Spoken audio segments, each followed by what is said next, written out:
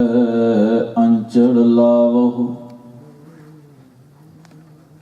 बिखम नदी जाए तरनी।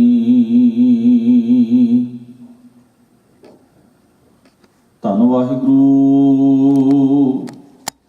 साहिब जी।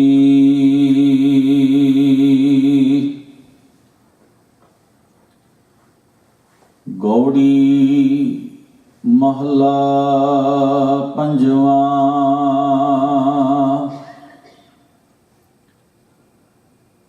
करे दोह करम दिखावे होर।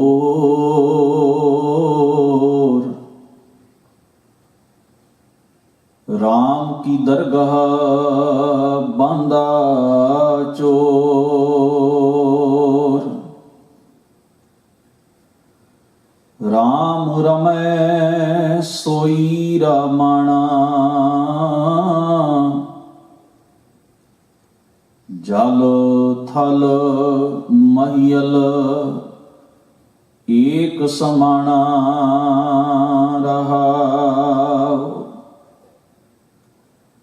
अंतर बिख मुख अमृत सुनावे। जमपुर बांधा चोटां खावे। अनिक पड़दे मह कमावे विकार।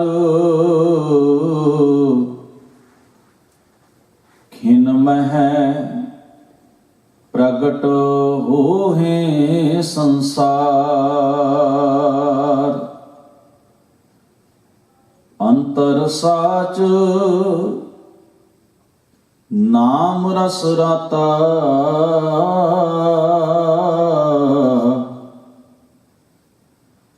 नानक जिस कृपाल विधाता। अंतर साच नाम रस राता।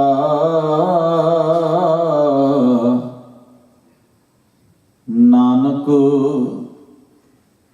तिस कृपाल विधाता।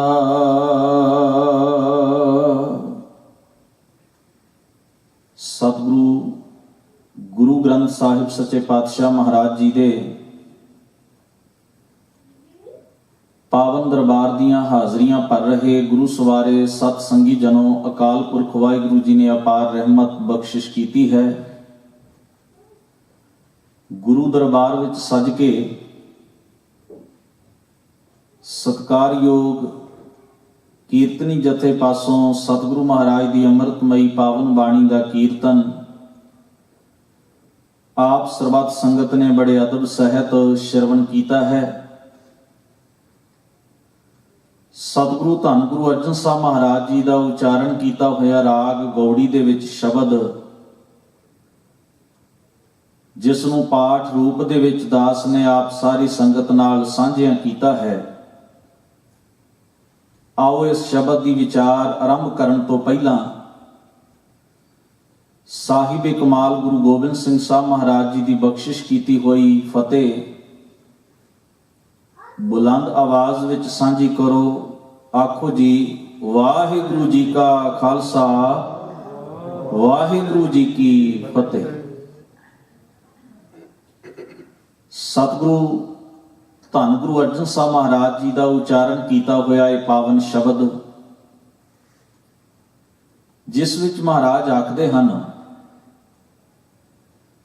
ਦਰਅਸਲ ਭਾਵੇਂ ਕਿ ਬੇਸ਼ੁਮਾਰ ਲੋਕ ਇਸ ਸੰਸਾਰ ਦੇ ਅੰਦਰ ਆਪਣੇ ਆਪ ਨੂੰ ਰੱਬ ਨੂੰ ਮੰਨਣ ਵਾਲੇ ਭਾਵ ਆਸਤਕ ਅਖਵਾਉਂਦੇ ਹਨ, ਔਰ ਬਹੁਤਾਤ ਗਿਣਤੀ ਦਾ ਇਹ ਦਾਅਵਾ ਹੈ ਕਿ ਅਸੀਂ ਰੱਬ ਨੂੰ ਮੰਨਣ ਵਾਲੇ ਲੋਕ ਹਾਂ, ਮਨੁੱਖ ਹਾਂ। ਪਰ ਸਹੀ ਮਾਇਨਿਆਂ ਦੇ ਵਿੱਚ ਵੇਖਿਆ ਜਾਏ, ਮਨੁੱਖ ਕੇਵਲ ਉੱਪਰਲੀ ਸਤ੍ਹਾ ਤੋਂ ਜਾਂ ਕੁਝ ਹੋਰ ਖਿਆਲਾਂ ਕਰਕੇ ਬਹੁਤੀ ਗਿਣਤੀ ਦੇ ਅੰਦਰ ਰੱਬ ਦਾ ਨਾਮ ਜ਼ਬਾਨੀ ਕਲਾਮੀ ਲੈਂਦੇ ਹਨ। ਜਿਵੇਂ ਸਤਿਗੁਰਾਂ ਨੇ ਬਾਣੀ ਦੇ ਅੰਦਰ ਕਿਹਾ, ਸੁਣ ਵੱਡਾ ਆਖੈ ਸਭ ਕੋਏ, ਕੇਵਡ ਵੱਡਾ ਡੀਠਾ ਹੋਏ। ਸੁਣ ਦਾ ਅਰਥ ਹੁੰਦਾ ਹੈ ਕੇਵਲ ਉੱਪਰਲੀ ਸਤ੍ਹਾ ਤੱਕ, ਯਾਨੀ ਕਿ ਕੇਵਲ ਬਣੇ ਹੋਏ ਰੁਝਾਨ ਮੁਤਾਬਕ ਹੀ ਅਸੀਂ ਅਕਾਲ ਪੁਰਖ ਨੂੰ ਮੰਨਦੇ ਹਾਂ।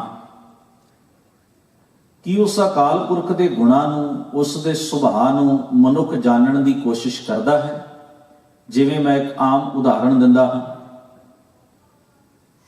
ਅਸੀਂ ਸਾਰੇ ਹੀ ਧੰਨ ਗੁਰੂ ਗ੍ਰੰਥ ਸਾਹਿਬ ਮਹਾਰਾਜ ਨੂੰ ਗੁਰੂ ਦੇ ਰੂਪ ਵਿੱਚ ਪ੍ਰਵਾਨ ਵੀ ਕਰਦੇ ਹਾਂ ਔਰ ਮੰਨਦੇ ਵੀ ਹਾਂ। ਗੁਰੂ ਗ੍ਰੰਥ ਸਾਹਿਬ ਸੱਚੇ ਪਾਤਸ਼ਾਹ ਨੂੰ ਅਸੀਂ ਗੁਰੂ ਮੰਨਦੇ ਹਾਂ, ਐਸਾ ਸਾਡਾ ਦਾਅਵਾ ਵੀ ਹੈ, ਸਾਡਾ ਵਿਸ਼ਵਾਸ ਵੀ ਹੈ, ਸਾਡੀ ਕੋਸ਼ਿਸ਼ ਵੀ ਹੈ। ਪਰ ਜੇਕਰ ਅਸੀਂ ਆਪਣੇ ਮਨ ਨੂੰ ਕਦੇ ਸਵਾਲ ਪੁੱਛ ਕੇ ਵੇਖੀਏ, ਮਨਾ, ਜਿਸ ਗੁਰੂ ਨੂੰ ਮੰਨਣ ਦਾ ਤੂੰ ਦਾਅਵਾ ਕਰਦਾ ਹੈ, ਤੂੰ ਉਸ ਗੁਰੂ ਦੇ ਸੁਭਾਅ ਤੋਂ ਜਾਣੂ ਹੈ ਕਿ ਉਸ ਗੁਰੂ ਦਾ ਸੁਭਾਅ ਕੀ ਹੈ? ਉਸ ਗੁਰੂ ਦੇ ਗੁਣਾਂ ਤੋਂ ਜਾਣੂ ਹੈ ਕਿ ਉਸ ਗੁਰੂ ਵਿੱਚ ਕੀ ਗੁਣ ਹਨ? ਉਸ ਗੁਰੂ ਦੇ ਉਪਦੇਸ਼ ਤੋਂ ਜਾਣੂ ਹੈ ਕਿ ਉਹ ਗੁਰੂ ਕੀ ਆਖਦਾ ਹੈ ਤੇ ਮੈਨੂੰ ਕਿਸ ਤਰ੍ਹਾਂ ਜੀਵਨ ਜਿਉਣਾ ਚਾਹੀਦਾ ਹੈ? ਜੇ ਐਸਾ ਨਹੀਂ ਹੈ ਤਾਂ ਸਾਨੂੰ ਇਹ ਮੰਨਣਾ ਚਾਹੀਦਾ ਹੈ ਕਿ ਅਸੀਂ ਕੇਵਲ ਬਾਹਰੀ ਬਣੇ ਹੋਏ ਪ੍ਰਭਾਵ ਦਾ ਸਦਕਾ ਜਾਂ ਕੇਵਲ ਉੱਪਰਲੀ ਸਤ੍ਹਾ ਤੱਕ ਗੁਰੂ ਨੂੰ ਪ੍ਰਵਾਨ ਕਰਦੇ ਹਾਂ, ਗੁਰੂ ਨੂੰ ਮੰਨਦੇ ਹਾਂ। ਪਰ ਜਿੱਥੋਂ ਤੱਕ ਹੈ ਸੁਰਤ ਕਰਕੇ, ਮਨ ਕਰਕੇ ਗੁਰੂ ਦੇ ਹੁਕਮ ਨੂੰ ਜੀਣ ਦੀ ਕੋਸ਼ਿਸ਼ ਕਰਨਾ, ਉਹਦੀ ਪ੍ਰੈਕਟਿਸ ਕਰਨਾ, ਉੱਥੇ ਤੱਕ ਸਾਡੇ ਅੰਦਰ ਬਹੁਤ ਘੱਟ ਗਿਣਤੀ ਰਹਿ ਜਾਂਦੀ ਹੈ ਕਿ ਜੋ ਅਸੀਂ ਕੋਸ਼ਿਸ਼ ਕਰਦੇ ਹਾਂ ਕਿ ਜੋ ਗੁਰੂ ਨੇ ਆਖਿਆ ਉਸ ਨੂੰ ਅਸੀਂ ਮੰਨ ਕੇ, ਉਹਨੂੰ ਹੰਢਾ ਕੇ, ਉਸ ਨੂੰ ਆਪਣੇ ਜੀਵਨ ਵਿੱਚ ਜੀ ਕੇ ਉਹੋ ਜਿਹਾ ਜੀਵਨ ਅਸੀਂ ਘੜਨ ਦੀ ਕੋਸ਼ਿਸ਼ ਕਰੀਏ ਜੈਸਾ ਸਤਿਗੁਰਾਂ ਨੇ ਬਾਣੀ ਦੇ ਅੰਦਰ ਦੱਸੇ। ਸਤਿਗੁਰੂ ਗੁਰੂ ਨਾਨਕ ਮਹਾਰਾਜ ਨੇ ਕੁਝ ਐਸਾ ਹੀ ਖਿਆਲ ਸਾਡੇ ਨਾਲ ਸਾਂਝਾ ਕੀਤਾ। ਕਹਿੰਦੇ ਸੁਣ ਦਾ ਅਰਥ ਕੇਵਲ ਉੱਪਰਲੀ ਸਤ੍ਹਾ ਤੱਕ ਬਣੇ ਪ੍ਰਭਾਵ ਸਦਕਾ। ਸੁਣ ਵੱਡਾ ਆਖੈ ਸਭ ਕੋਏ, ਸਭ ਕੋਈ, ਹਰ ਕੋਈ ਕਹਿ ਦਿੰਦਾ ਹੈ ਬਾਹਰੀ ਪ੍ਰਭਾਵ ਬਣੇ ਹੋਏ ਸਦਕਾ ਵੀ ਉਹ ਵਾਹਿਗੁਰੂ ਬੜਾ ਵੱਡਾ ਹੈ। ਪਰ ਕੇਵਡ ਵੱਡਾ, ਉਹ ਕਿੰਨਾ ਕੁ ਵੱਡਾ ਹੈ, ਕਿੱਡੀ ਕੁ ਵੱਡੀ ਹਸਤੀ ਦਾ ਮਾਲਕ ਹੈ। ਡੀਠਾ ਹੋਏ, ਡੀਠਾ ਦਾ ਅਰਥ ਹੈ ਅਨੁਭਵ ਕੀਤਿਆਂ, ਮਹਿਸੂਸ ਕੀਤਿਆਂ ਹੀ ਇਸ ਗੱਲ ਦਾ ਪਤਾ ਲੱਗ ਸਕਦਾ। ਜੇ ਮਨੁੱਖ ਨੇ ਆਪਣੇ ਜੀਵਨ ਅੰਦਰ ਉਸ ਦੇ ਵੱਡਪਣ ਨੂੰ ਮਹਿਸੂਸ ਹੀ ਨਹੀਂ ਕੀਤਾ, ਉਸ ਦੀ ਵਡਿਆਈ ਨੂੰ ਜਾਣਨ ਦਾ ਯਤਨ ਹੀ ਨਹੀਂ ਕੀਤਾ, ਤਾਂ ਇਹਦਾ ਭਾਵ ਹੈ ਅਸੀਂ ਕੇਵਲ ਬਾਹਰੀ ਤੌਰ ਉੱਤੇ ਇਸ ਗੱਲ ਨੂੰ ਕਹਿ ਲਿਆ। ਸਤਿਗੁਰੂ ਦਰਅਸਲ ਸਾਨੂੰ ਆਪਣੀ ਵਿਚਾਰ ਦੇ ਨਾਲ ਨਾਲ ਤੋਰਨਾ ਚਾਹੁੰਦੇ ਨੇ, ਉਸ ਮਾਹੌਲ ਵਿੱਚੋਂ ਕੱਢ ਕੇ ਸਾਨੂੰ ਮਹਿਸੂਸ ਕਰਾਉਣਾ ਚਾਹੁੰਦੇ ਨੇ ਕਿ ਤੇਰਾ ਉਹ ਰੱਬ ਜਿਸ ਨੂੰ ਤੂੰ ਮੰਨਦਾ ਹੈ ਕਿ ਉਹ ਕੇਵਲ ਇੰਨੇ ਕੁ ਦਾਇਰੇ 'ਚ ਰਹਿੰਦਾ। ਕਈ ਵਾਰ ਸਾਡਾ ਖਿਆਲ ਹੁੰਦਾ ਨਾ, ਅਸੀਂ ਕਿਸੇ ਧਰਮ ਅਸਥਾਨ ਨੂੰ ਵੀ ਇਹ ਗੱਲ ਕਹਿ ਦਿੰਦੇ ਇਹ ਰੱਬ ਦਾ ਘਰ ਹੈ। ਰੱਬ ਦਾ ਘਰ ਕਦੇ ਖਿਆਲ ਕਰਨਾ, ਇਹ ਭਾਵੇਂ ਸਾਡੀ ਬਣੀ ਹੋਈ ਸ਼ਰਧਾ ਮੁਤਾਬਕ ਇਹ ਸ਼ਬਦ ਹੁੰਦਾ ਹੈ, ਪਰ ਗੁਰਮਤ ਦੇ ਗਿਆਨ ਉਪਦੇਸ਼ ਸਿਧਾਂਤ ਮੁਤਾਬਕ ਇਹ ਸ਼ਬਦ ਪੂਰਾ ਫਿੱਟ ਨਹੀਂ ਹੈ। ਕਿਉਂ ਭਲਾ? ਉਦਾਹਰਣ ਦਿੰਦਾ, ਇਸ ਬਿਲਡਿੰਗ ਨੂੰ ਬਣਾਏ ਨੂੰ ਸਾਨੂੰ 5-7 ਸਾਲ ਹੋਏ ਨੇ। ਤੁਸੀਂ ਅੰਦਾਜ਼ਾ ਲਾਓ ਕਿ ਜਿਸ ਵੇਲੇ ਅਸੀਂ ਇਸ ਬਿਲਡਿੰਗ ਨੂੰ ਬਣਾਇਆ ਨਹੀਂ ਸੀ ਕਿ ਰੱਬ ਦਾ ਘਰ ਕੋਈ ਨਹੀਂ ਸੀ, ਰੱਬ ਬੇਘਰਾ ਸੀ। ਰੱਬ ਵਾਸਤੇ ਅਸੀਂ ਜਗ੍ਹਾ ਬਣਾਈਏ? ਨਹੀਂ। ਇਸ ਤਰ੍ਹਾਂ ਹਰ ਧਰਮ ਦੇ ਅਨੁਯਾਈ ਜਿਹੜੇ ਨੇ ਉਹ ਆਪਣੇ ਧਰਮ ਅਸਥਾਨ ਜਾਂ ਧਰਮ ਪ੍ਰਚਾਰ ਦੇ ਕੇਂਦਰ ਜਿਹੜੇ ਉਹਨਾਂ ਦੇ ਨੇ, ਉਹ ਦਾਅਵਾ ਕਰਦੇ ਸਾਡਾ ਰੱਬ ਦਾ ਘਰ ਹੈ, ਸਾਡਾ ਰੱਬ ਦਾ ਘਰ ਹੈ। ਪਰ ਸੋਚਣ ਵਾਲੀ ਗੱਲ ਤਾਂ ਇਹ ਹੈ ਕਿ ਕੀ ਜਦੋਂ ਅਸੀਂ ਇਹ ਬਿਲਡਿੰਗਾਂ ਬਣਾਈਆਂ ਨਹੀਂ ਸਨ ਉਦੋਂ ਰੱਬ ਦਾ ਕੋਈ ਘਰ ਨਹੀਂ ਸੀ, ਬੇਟਿਕਾਣਾ ਸੀ ਰੱਬ? ਗੁਰੂ ਗ੍ਰੰਥ ਸਾਹਿਬ ਦੇ ਵਿੱਚ ਤਾਂ ਬੜਾ ਸੁੰਦਰ ਕਿਹਾ ਗਿਆ, ਇਹ ਜਗ ਸੱਚਾ ਕੀ ਹੈ ਕੋਠੜੀ। ਇਹ ਜਿੰਨਾ ਵੀ ਸੰਸਾਰ ਹੈ ਨਾ, ਇਹ ਮਨੁੱਖ, ਇਹੋ ਹੀ ਰੱਬ ਦਾ ਅਸਲ ਘਰ ਹੈ। ਸਾਰਾ ਸੰਸਾਰ ਹੀ ਰੱਬ ਦਾ ਘਰ ਹੈ। ਤਾਈਓ ਮਹਾਰਾਜ ਸੱਚੇ ਪਾਤਸ਼ਾਹ ਜੀ ਨੇ ਗੱਲ ਆਖੀ ਸੀ ਨਾ, ਕਾਬੇ ਦੇ ਵਿੱਚ ਜਾ ਕੇ। ਕਾਬਾ ਮੁਸਲਮਾਨਾਂ ਦਾ, ਇਸਲਾਮ ਦਾ ਧਾਰਮਿਕ ਕੇਂਦਰ ਹੈ। ਹਜ਼ੂਰ ਦਾ ਕੋਈ ਮਕਸਦ ਨਹੀਂ ਹੈ ਕਿਸੇ ਮਨੁੱਖ ਦੇ ਧਰਮ ਵਿੱਚ, ਨਿੱਜੀ ਵਿਚਾਰਾਂ ਵਿੱਚ ਦਖਲ ਅੰਦਾਜ਼ੀ ਕਰਨਾ, ਪਰ ਗੁਰੂ ਪਾਤਸ਼ਾਹ ਇੱਕ ਪ੍ਰਭਾਵ ਦੱਸਣਾ ਚਾਹੁੰਦੇ ਸਨ ਕਿ ਦਰਅਸਲ ਇਹਦੇ ਪਿੱਛੇ ਵੀ ਵਿਦਵਾਨਾਂ ਨੇ ਕਈ ਕਾਰਨ ਖੋਜੇ ਨੇ। ਉਹ ਕਾਰਨ ਕੀ ਨੇ? ਭਾਰਤ ਦੇ ਵਿੱਚ ਜਿਹੜੇ ਹਮਲਾਵਰ ਆਉਂਦੇ ਸਨ ਅਰਬ ਦੇ ਮੁਲਕਾਂ ਤੋਂ ਆਉਂਦੇ ਸਨ, ਤੇ ਉਹਨਾਂ ਦਾ ਕਰਮ ਸੀ ਲੁੱਟਮਾਰ ਵੀ ਕਰਨੀ ਹੈ, ਆਪਣਾ ਰਾਜ ਭਾਗ ਸਥਾਪਿਤ ਕਰਨਾ ਹੈ, ਤੇ ਐਸਾ ਕਰਨ ਵਾਸਤੇ ਉਹਨਾਂ ਨੇ ਬੇਗੁਨਾਹਾਂ ਨੂੰ ਵੀ ਲੁੱਟਣਾ, ਮਜਬੂਰਾਂ ਦੇ ਉੱਤੇ ਵੀ ਉਹਨਾਂ ਦੀ ਤਲਵਾਰ ਚੱਲਣੀ। ਕੋਈ ਨਿਆਂ ਅਨਿਆਂ ਦਾ ਕੋਈ ਫਰਕ ਨਹੀਂ ਸੀ। ਜੋ ਉਹ ਧੱਕੇ ਨਾਲ ਕਰ ਦਿੰਦੇ ਸਨ ਉਸੇ ਨੂੰ ਨਿਆਂ ਸਮਝਿਆ ਜਾਂਦਾ ਸੀ, ਉਹੀ ਕਾਨੂੰਨ ਸੀ। ਭਾਵ ਮਨੁੱਖ ਦੇ ਦੁੱਖ ਦਾ, ਦਰਦ ਦਾ, ਲੋੜ ਦਾ, ਹੱਕ ਦਾ, ਅਧਿਕਾਰ ਦਾ ਕਿਸੇ ਨੂੰ ਕੋਈ ਚੇਤਾ ਨਹੀਂ। ਬਸ ਕੇਵਲ ਲੁੱਟਣਾ, ਕੁੱਟਣਾ, ਬਰਬਾਦ ਕਰਨਾ ਤੇ ਆਪਣੀ ਸਲਤਨਤ ਕਾਇਮ ਕਰਨੀ, ਇਸੇ ਨੂੰ ਉਹ ਕਹਿੰਦੇ ਸਨ ਵੀ ਇਹੋ ਹੀ ਸਾਡਾ ਮਕਸਦ ਹੈ। ਇੱਕ ਖਿਆਲ ਉਹਨਾਂ ਦੀ ਸੁਰਤ ਵਿੱਚ ਰਹਿੰਦਾ ਸੀ ਕਿ ਜੇ ਸਾਡਾ ਰਾਜ ਭਾਗ ਕਾਇਮ ਹੋ ਜਾਏ ਤੇ ਅਸੀਂ ਸ਼ਰੀਅਤ ਦੇ ਰਾਹੀਂ ਇਸਲਾਮ ਦਾ ਪ੍ਰਚਾਰ ਕਰਾਂਗੇ। ਇਹਦੇ ਹੁਣ ਦੋ ਕਾਰਨ ਹੋ ਸਕਦੇ ਨੇ। ਜਾਂ ਤਾਂ ਉਹਨਾਂ ਦੇ ਅੰਦਰ ਇਹ ਖਿਆਲ ਸੀ ਕਿ ਰਾਜ ਭਾਗ ਰਾਹੀਂ ਧਰਮ ਨੂੰ ਪ੍ਰਚਾਰਨਾ ਸੌਖਾ ਹੈ, ਪਰ ਉਹ ਰਾਜ ਭਾਗ ਜਿਹੜਾ ਕਾਇਮ ਕਰਨ ਵਾਸਤੇ ਜਿਹੜੀ ਕੋਸ਼ਿਸ਼, ਜਿਹੜਾ ਪ੍ਰੋਸੈਸ ਉਹ ਕਰਦੇ ਸਨ, ਉਹ ਬੜਾ ਕਰੂਰ ਤੇ ਕਰੂਪ ਸੀ। ਬੇਗੁਨਾਹਾਂ ਦੇ ਕਤਲ ਹੁੰਦੇ ਸਨ, ਲੁੱਟਾਂ ਮਾਰਾਂ ਹੁੰਦੀਆਂ ਸਨ, ਤਬਾਹੀਆਂ ਹੁੰਦੀਆਂ ਸਨ, ਘੱਲੂਘਾਰੇ ਵਾਪਰਦੇ ਸਨ। ਤੇ ਜਾਂ ਫਿਰ ਉਹਨਾਂ ਦੇ ਦਿਮਾਗ ਵਿੱਚ ਇਹ ਗੱਲ ਸੀ ਵੀ ਆਪਣੇ ਜਿੰਨੇ ਵੀ ਤੁਸੀਂ ਪਾਪ ਕਰਦੇ ਹੋ, ਇਹ ਸਾਰਾ ਕੁਝ ਹਾਸਲ ਕਰਨ ਵਾਸਤੇ ਉਹਨਾਂ ਗੁਨਾਹਾਂ ਤੋਂ ਛੁਟਕਾਰਾ ਪਾਉਣ ਦਾ ਇੱਕੋ ਹੀ ਢੰਗ ਹੈ ਵੀ ਬਾਅਦ ਵਿੱਚ ਧਰਮ ਦੇ ਨਾਮ ਉੱਤੇ ਵੀ ਕੁਝ ਕਰਮ ਕਰ ਛੱਡੋ, ਤਾਂ ਕਿ ਤੁਹਾਡੀ ਭੱਲ ਜਿਹੀ ਬਣੀ ਰਹੇ, ਪ੍ਰਭਾਵ ਜਿਹਾ ਬਣਿਆ ਰਹੇ ਕਿ ਇਸ ਬੰਦੇ ਨੇ ਧਰਮ ਵਾਸਤੇ ਵੀ ਕੁਝ ਕੀਤਾ ਹੈ, ਮਜ਼ਹਬ ਵਾਸਤੇ ਵੀ ਕੁਝ ਕੀਤਾ ਹੈ, ਤੇ ਇਸ ਵਾਸਤੇ ਕੁਝ ਲੋਕ ਤੁਹਾਡੇ ਨਾਲ ਤੁਰ ਪੈਣਗੇ ਤੇ ਤੁਹਾਡੇ ਪਾਪ ਵੀ ਧੁੱਪ ਜਾਣਗੇ, ਉਤਰ ਜਾਣਗੇ। ਇਹ ਵੀ ਇੱਕ ਭਾਵਨਾ ਮਨੁੱਖ ਦੇ ਮਨ ਅੰਦਰ ਹੁੰਦੀ ਹੈ। ਸਤਿਗੁਰੂ ਸੱਚੇ ਪਾਤਸ਼ਾਹ ਮਹਾਰਾਜ ਨੇ ਵੇਖਿਆ ਆਪਣੇ ਦੌਰ ਦੇ ਅੰਦਰ ਇਹ ਸਾਰਾ ਕੁਝ, ਤਾਂ ਹੀ ਉਹਨਾਂ ਦੀ ਬਾਣੀ ਦੇ ਵਿੱਚ ਤੁਹਾਨੂੰ ਐਸੇ ਸ਼ਬਦ ਵੀ ਮਿਲਣਗੇ, ਪ੍ਰਮਾਣ ਮਿਲਣਗੇ। ਰਤ ਪੀਣੇ ਰਾਜੇ ਸਿਰੈ ਉੱਪਰ ਰੱਖੀਐ, ਈਵੇਂ ਜਾਪੈ ਭਾਉ। ਰਾਜਿਆਂ ਨੂੰ ਉਹਨਾਂ ਨੇ ਲਹੂ ਪੀਣਿਆਂ ਦਾ ਖਿਤਾਬ ਦੇ ਦਿੱਤਾ ਵੀ ਇਹ ਲਹੂ ਪੀਣੇ ਹਨ। ਭਾਵ ਜ਼ੁਲਮ ਕਰਦੇ ਨੇ, ਜਬਰ ਕਰਦੇ ਨੇ, ਨਿਆਂ ਦੀ ਇਹਨਾਂ ਕੋਲੋਂ ਆਸ ਕਿਸੇ ਨੂੰ ਨਹੀਂ, ਧੱਕਾ ਕਰਦੇ ਹਨ, ਲੁੱਟ ਸੁੱਟ ਕਰਦੇ ਹਨ। ਇਹ ਸਾਰਾ ਕੁਝ ਮਾਹੌਲ ਵੇਖ ਕੇ ਗੁਰੂ ਪਾਤਸ਼ਾਹ ਜੀ ਨੇ ਤਾਂ ਇੱਥੋਂ ਤੱਕ ਬਾਣੀ ਦੇ ਵਿੱਚ ਸ਼ਬਦ ਵਰਤੇ ਹਨ, ਕਲ ਕਾਤੀ। ਇਹ ਜਿਹੜਾ ਮਾੜਾ ਸੁਭਾਅ, ਮਾੜਾ ਕਰਮ ਹੈ ਨਾ, ਉਹ ਛੁਰੀ ਹੈ। ਕੋਈ ਜ਼ਰੂਰੀ ਨਹੀਂ ਗੌਰ ਕਰਨਾ। ਜਿਸ ਦੇ ਹੱਥ ਵਿੱਚ ਛੁਰੀ ਹੋਵੇ ਨਾ, ਉਹ ਮਨੁੱਖ ਦੂਰੋਂ ਦਿਸ ਪੈਂਦਾ, ਪਰ ਜਿਹਦੇ ਹੱਥ ਵਿੱਚ ਛੁਰੀ ਵੀ ਨਾ ਹੋਵੇ ਤੇ ਉਹ ਫਿਰ ਵੀ ਦੂਸਰੇ ਨੂੰ ਇੰਨੀ ਕੁ ਹਲਾਲ ਕਰ ਜਾਏ, ਇਸ ਕਦਰ ਉਸ ਮਨੁੱਖ ਦੀ ਪਹੁੰਚ ਬੜੀ ਵੱਡੀ ਹੁੰਦੀ ਹੈ, ਪਰ ਦਿਖਾਈ ਨਹੀਂ ਦਿੰਦਾ। ਧਿਆਨ ਦੇਣਾ, ਜਿਹਦੇ ਹੱਥ ਵਿੱਚ ਤਲਵਾਰ ਹੈ, ਜਿਹਦੇ ਹੱਥ ਵਿੱਚ ਛੁਰੀ ਹੈ, ਜਿਹਦੇ ਹੱਥ 'ਚ ਹਥਿਆਰ ਹੈ, ਉਸ ਨੂੰ ਤਾਂ ਕੋਈ ਵੀ ਕਹਿ ਸਕਦਾ ਹੈ ਇਹ ਬੰਦਾ ਬੜਾ ਜ਼ਾਲਮ ਹੈ, ਇਸ ਤੋਂ ਬਚ ਕੇ ਰਹਿਣਾ। ਇਹ ਤਲਵਾਰ ਲੈ ਕੇ ਘੁੰਮ ਰਿਹਾ ਹੈ, ਇਹ ਛੁਰੀ ਲੈ ਕੇ ਘੁੰਮ ਰਿਹਾ, ਹਥਿਆਰ ਲੈ ਕੇ ਘੁੰਮ ਰਿਹਾ ਹੈ। ਪਰ ਤੁਸੀਂ ਕਦੇ ਦੇਖਣਾ ਉਹ ਜ਼ਿਆਦਾ ਬਦਨਾਮ ਹੋ ਜਾਏਗਾ। ਪਰ ਜਿਨ੍ਹਾਂ ਦੇ ਹੱਥ 'ਚ ਹਥਿਆਰ ਵੀ ਕੋਈ ਨਹੀਂ ਤੇ ਉਹ ਹਥਿਆਰ ਵਾਲੇ ਨਾਲੋਂ ਕਿਤੇ ਜ਼ਿਆਦਾ ਨੁਕਸਾਨ ਕਰ ਜਾਣ, ਉਹ ਦਿਖਾਈ ਨਹੀਂ ਦਿੰਦੇ, ਉਹ ਛੇਤੀ ਬਦਨਾਮ ਨਹੀਂ ਹੁੰਦੇ, ਪਰ ਹੁਣ ਉਹ ਕੰਮ ਬਹੁਤ ਵੱਡਾ ਕਰ ਜਾਂਦੇ ਨੇ। ਇਸ ਗੱਲੋਂ ਤੁਸੀਂ ਵੇਖਣਾ, ਕਈ ਵਾਰ ਕਿਸੇ ਮਨੁੱਖ ਦੇ ਕੋਲ ਕਲਮ ਦੀ ਤਾਕਤ ਹੈ, ਉਹ ਜਾਣ ਬੁੱਝ ਕੇ ਜੇ ਕਿਸੇ ਨੂੰ ਬਦਨਾਮ ਕਰਨਾ ਚਾਹੇ ਬੜੀ ਛੇਤੀ ਕਰ ਸਕਦਾ ਹੈ। ਕਿਸੇ ਮਨੁੱਖ ਕੋਲ ਬੋਲਣ ਦੀ ਤਾਕਤ ਹੈ, ਉਹ ਤਲਵਾਰ ਨਾਲੋਂ ਵੀ ਜ਼ਿਆਦਾ ਡੂੰਘਾ ਫੱਟ ਪਾ ਜਾਂਦੀ ਹੈ, ਜਿਸ ਨੂੰ ਮੇਟਣਾ ਬਹੁਤ ਔਖਾ ਹੋ ਜਾਂਦਾ ਹੈ। ਇਤਿਹਾਸ ਵਿੱਚ ਕਈ ਐਸੀਆਂ ਗੱਲਾਂ ਨੇ ਜਿਹੜੀਆਂ ਅੱਜ ਤੱਕ ਚੁਭਵੀਆਂ ਨੇ। ਬੰਦਾ ਅੱਜ ਵੀ ਪੜ੍ਹਦਾ, ਮਨ ਅਸ਼ਾਂਤ ਹੋ ਜਾਂਦਾ ਹੈ, ਬੈਲੈਂਸ ਵਿਗੜ ਜਾਂਦਾ ਹੈ ਮਨੁੱਖ ਦੀ ਸੁਰਤ ਦਾ। ਵੀ ਜੇ ਬੰਦਾ ਆ ਇੰਨੀ ਕੁ ਗੱਲ ਨਾ ਕਰਦਾ ਤੇ ਏਡਾ ਵੱਡਾ ਖਲਾਰਾ ਹਿਸਟਰੀ 'ਚ ਪੈਣਾ ਹੀ ਨਹੀਂ ਸੀ। ਤੁਸੀਂ ਦੱਸੋ, ਤਲਵਾਰ ਲੈ ਕੇ ਨਹੀਂ ਆਇਆ, ਉਹਦੇ ਕੋਲ ਬੋਲਣ ਦੀ ਤਾਕਤ ਸੀ, ਇੱਕ ਗੱਲ ਕੀਤੀ ਸਭ ਤਬਾਹੀ ਕਰ ਦਿੱਤੀ। ਸਤਿਗੁਰੂ ਸੱਚੇ ਪਾਤਸ਼ਾਹ ਮਹਾਰਾਜ ਆਖਦੇ ਨੇ ਹਥਿਆਰ ਗੁੱਝਾ ਵੀ ਹੋ ਸਕਦਾ ਹੈ, ਕੋਈ ਜ਼ਰੂਰੀ ਨਹੀਂ ਜਿਹੜਾ ਵਿਖਾਈ ਦਿੰਦਾ ਉਹੀ ਹਥਿਆਰ ਹੈ। ਸਵਾਲ ਇਹ ਹੈ ਵੀ ਤੁਸੀਂ ਜਿਹੜਾ ਵੀ ਕੰਮ ਆਪਣੇ ਜੀਵਨ ਵਿੱਚ ਕੀਤਾ ਹੈ, ਜੇ ਤਾਂ ਕੀਤਾ ਹੈ ਭਲੇ ਮਕਸਦ ਵਾਸਤੇ, ਫਿਰ ਤਾਂ ਵੱਖਰੀ ਗੱਲ ਹੈ। ਜੇ ਬੁਰੇ ਮਕਸਦ ਵਾਸਤੇ ਕੀਤਾ ਹੈ, ਹਥਿਆਰ ਨਾਲ ਵੀ ਕੀਤਾ ਹੋ ਸਕਦਾ ਹੈ, ਹਥਿਆਰ ਤੋਂ ਬਿਨਾਂ ਵੀ ਕੀਤਾ ਹੋ ਸਕਦਾ। ਮੈਂ ਇੱਕ ਉਦਾਹਰਣ ਦਿੰਦਾ ਹਾਂ।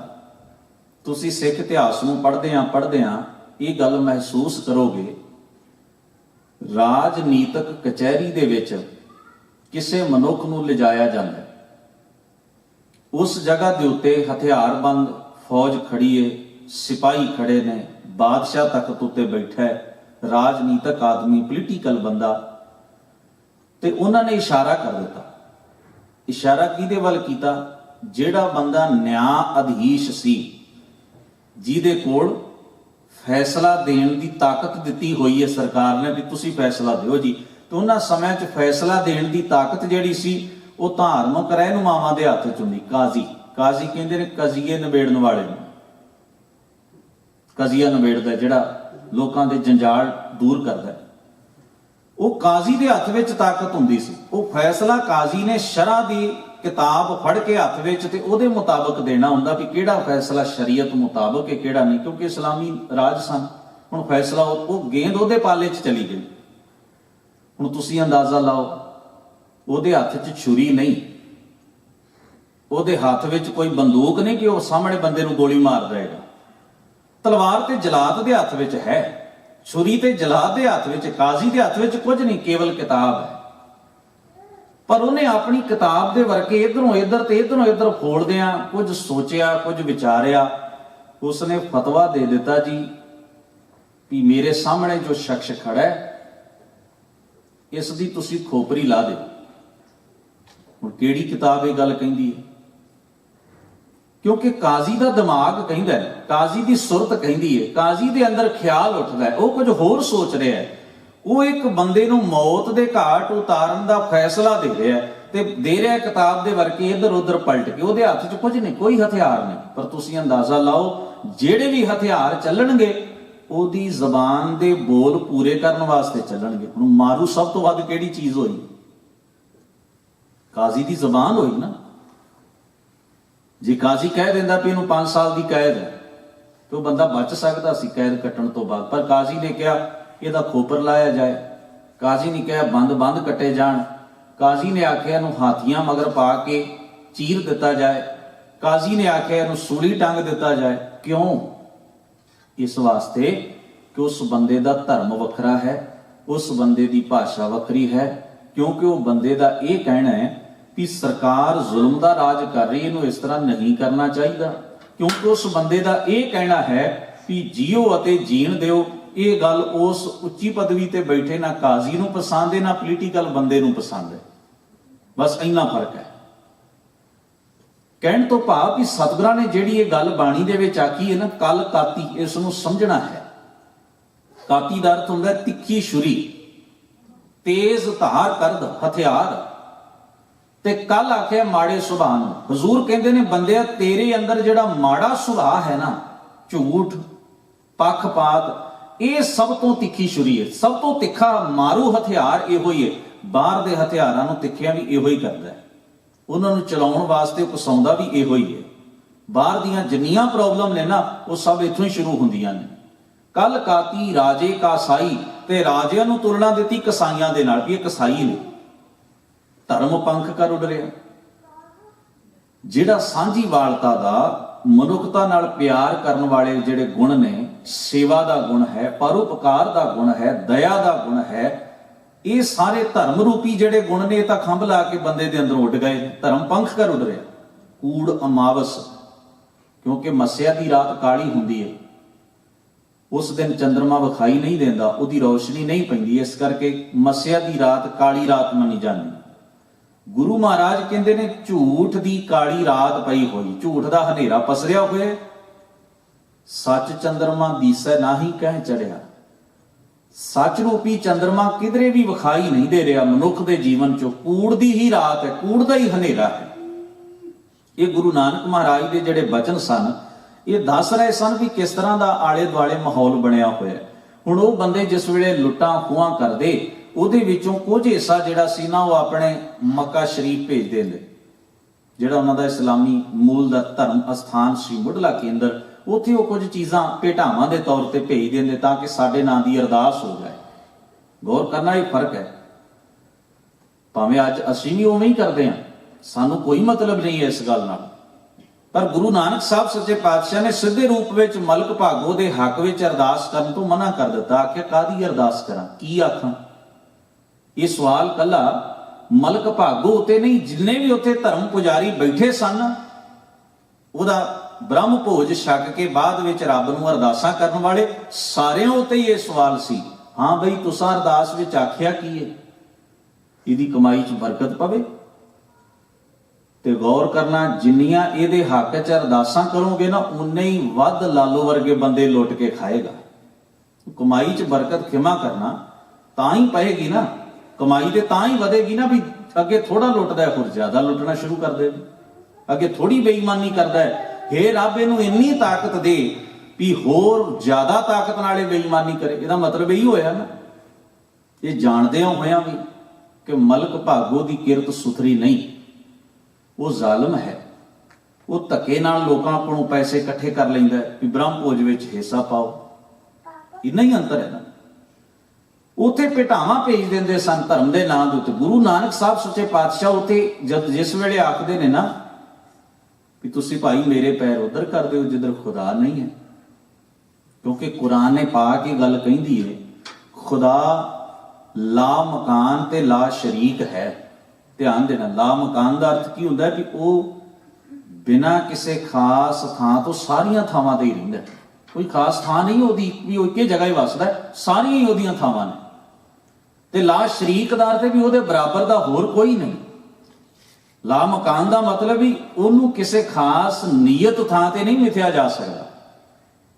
ਇਸ ਵਾਸਤੇ ਗੁਰੂ ਨਾਨਕ ਮਹਾਰਾਜ ਤਾਂ ਸਮਝਾਉਣ ਗਏ ਸਨ, ਭਾਈ ਠੀਕ ਹੈ ਤੁਸੀਂ ਮੱਕਾ ਤੁਹਾਡਾ ਕੇਂਦਰ ਹੈ, ਇੱਥੇ ਤੁਸੀਂ ਆਉਂਦੇ ਹੋ, ਇਹਦੀ ਜ਼ਿਆਰਤ ਯਾਤਰਾ ਕਰਦੇ ਹੋ, ਇਹਦੇ ਉੱਤੇ ਕੋਈ ਇਤਰਾਜ਼ ਨਹੀਂ, ਪਰ ਸਵਾਲ ਇਹ ਹੈ ਵੀ ਬਾਕੀ ਮਨੁੱਖਤਾ ਵਿੱਚ ਵੀ ਰੱਬ ਵੇਖੋ। ਤੁਹਾਨੂੰ ਕਾਫਰ ਵਿੱਚ ਉਹ ਖੁਦਾ ਵਸਦਾ ਕਿਉਂ ਨਹੀਂ ਦਿਸਦਾ ਜਿਨ੍ਹਾਂ ਦੇ ਉੱਤੇ ਜ਼ਬਰਦਸਤੀਆਂ ਕਰਦੇ ਹੋ, ਜ਼ੁਲਮ ਕਰਦੇ ਹੋ? ਉਹਨਾਂ ਵਿੱਚ ਵੀ ਖੁਦਾ ਹੈ, ਕਿਉਂਕਿ ਕੁਰਾਨ ਨੇ ਪਾ ਕੇ ਗੱਲ ਕਹਿੰਦਾ ਹੈ, ਹਰ ਮਨੁੱਖ ਇਸ ਧਰਤੀ ਦੇ ਉੱਤੇ ਖੁਦਾ ਦਾ ਬਣਾਇਆ ਹੋਇਆ ਹੈ। ਖੁਦਾ ਨੇ ਪਹਾੜ ਬਣਾਏ, ਖੁਦਾ ਨੇ ਇਹ ਆਕਾਸ਼ ਤੇ ਧਰਤੀ ਬਣਾਈ, ਖੁਦਾ ਨੇ ਜੰਗਲ ਬਣਾਏ, ਜੀਵ ਜੰਤੂ ਬਣਾਏ, ਮਨੁੱਖਤਾ ਬਣਾਈ। ਇਹ ਕੁਰਾਨ ਪਾਕ ਦਾ ਉਪਦੇਸ਼ ਹੈ। ਤੇ ਫਿਰ ਕੀ ਕਾਫਰ ਖੁਦਾ ਨੇ ਨਹੀਂ ਬਣਾਏ? ਜਿਹੜੇ ਤੁਹਾਡੀ ਨਜ਼ਰ ਵਿੱਚ ਕਾਫਰ ਨੇ, ਤੁਹਾਡੀ ਨਜ਼ਰ ਦੇ ਵਿੱਚ ਜਿਹੜੇ ਮੋਮਨ ਨਹੀਂ, ਕੀ ਉਹ ਖੁਦਾ ਦੀ ਪੈਦਾਇਸ਼ ਨਹੀਂ? ਉਹਨਾਂ ਨਾਲ ਨਫ਼ਰਤ ਕਿਉਂ? ਕੇਵਲ ਇਸ ਕਰਕੇ ਵੀ ਉਹ ਤੁਹਾਡੇ ਮਿੱਥੇ ਹੋਏ ਰਾਹ ਦੇ ਪਾਂਧੀ ਨਹੀਂ ਹਨ, ਇਸ ਕਰਕੇ ਤੁਸੀਂ ਉਹਨਾਂ ਨਾਲ ਨਫ਼ਰਤ ਕਰੋ। ਇਹ ਗੱਲ ਗੁਰੂ ਨਾਨਕ ਸਾਹਿਬ ਸੁਨੇਹਾ ਦੇਣ ਵਾਸਤੇ ਗਏ ਸਨ। ਇਹ ਸੁਨੇਹਾ ਦੇਣ ਵਾਸਤੇ ਸਤਿਗੁਰੂ ਸੱਚੇ ਪਾਤਸ਼ਾਹ ਮਹਾਰਾਜ ਇਸ ਵਾਸਤੇ ਗੱਲ ਕਰਦੇ ਨੇ ਵੀ ਉਸ ਅਕਾਲ ਪੁਰਖ ਦੀ ਹੋਂਦ ਨੂੰ ਬਾਕੀਆਂ ਦੇ ਵਿੱਚ ਮਹਿਸੂਸ ਕਰਨਾ, ਬਾਕੀਆਂ ਦੇ ਵਿੱਚ ਵੇਖਣਾ, ਇਹ ਹੈ ਰੱਬ ਵਾਲੇ ਬਣਨਾ। ਧਿਆਨ ਦੇਣਾ, ਜੇ ਮੈਂ ਹਰ ਵੇਲੇ ਜ਼ਬਾਨ ਤੋਂ ਰੱਬ ਰੱਬ ਆਖਾਂ ਤੇ ਦਿਲ ਵਿੱਚ ਇਸ ਗੱਲ ਦੀ ਨਫ਼ਰਤ ਪਾਲਾਂ ਵੀ ਇਹ ਬੰਦਾ ਮੇਰੇ ਹਿਸਾਬ ਨਾਲ ਨਹੀਂ ਜੀਵਨ ਜੀ ਰਿਹਾ, ਇਸ ਕਰਕੇ ਇਹ ਨੀਚ ਹੈ, ਹੀਣਾ ਹੈ, ਮਨਮੁਖ ਹੈ, ਕਾਫਰ ਹੈ, ਸ਼ੂਦਰ ਹੈ, ਇਸ ਬੰਦੇ ਦੀ ਕੈਟਾਗਰੀ ਵੱਖਰੀ ਹੈ, ਇਹ ਮੇਰੇ ਵਰਗਾ ਸਤਿਕਾਰ ਨਹੀਂ ਹਾਸਲ ਕਰ ਸਕਦਾ, ਤਾਂ ਸਮਝ ਲੈਣਾ ਚਾਹੀਦਾ ਮੈਂ ਰੱਬ ਦਾ ਸੇਵਕ ਨਹੀਂ, ਮੈਂ ਨਫ਼ਰਤ ਦਾ ਸੇਵਕ ਹਾਂ। ਮੈਂ ਪੂਜਾ ਨਫ਼ਰਤ ਦੀ ਕਰਦਾ ਹਾਂ, ਕਿਉਂਕਿ ਹਰ ਵੇਲੇ ਮੇਰੇ ਅੰਦਰ ਨਫ਼ਰਤ ਦਾ ਹੀ ਚੱਕਰ ਚੱਲ ਰਿਹਾ, ਪੱਖਪਾਤ ਦਾ ਹੀ ਚੱਕਰ ਚੱਲ ਰਿਹਾ।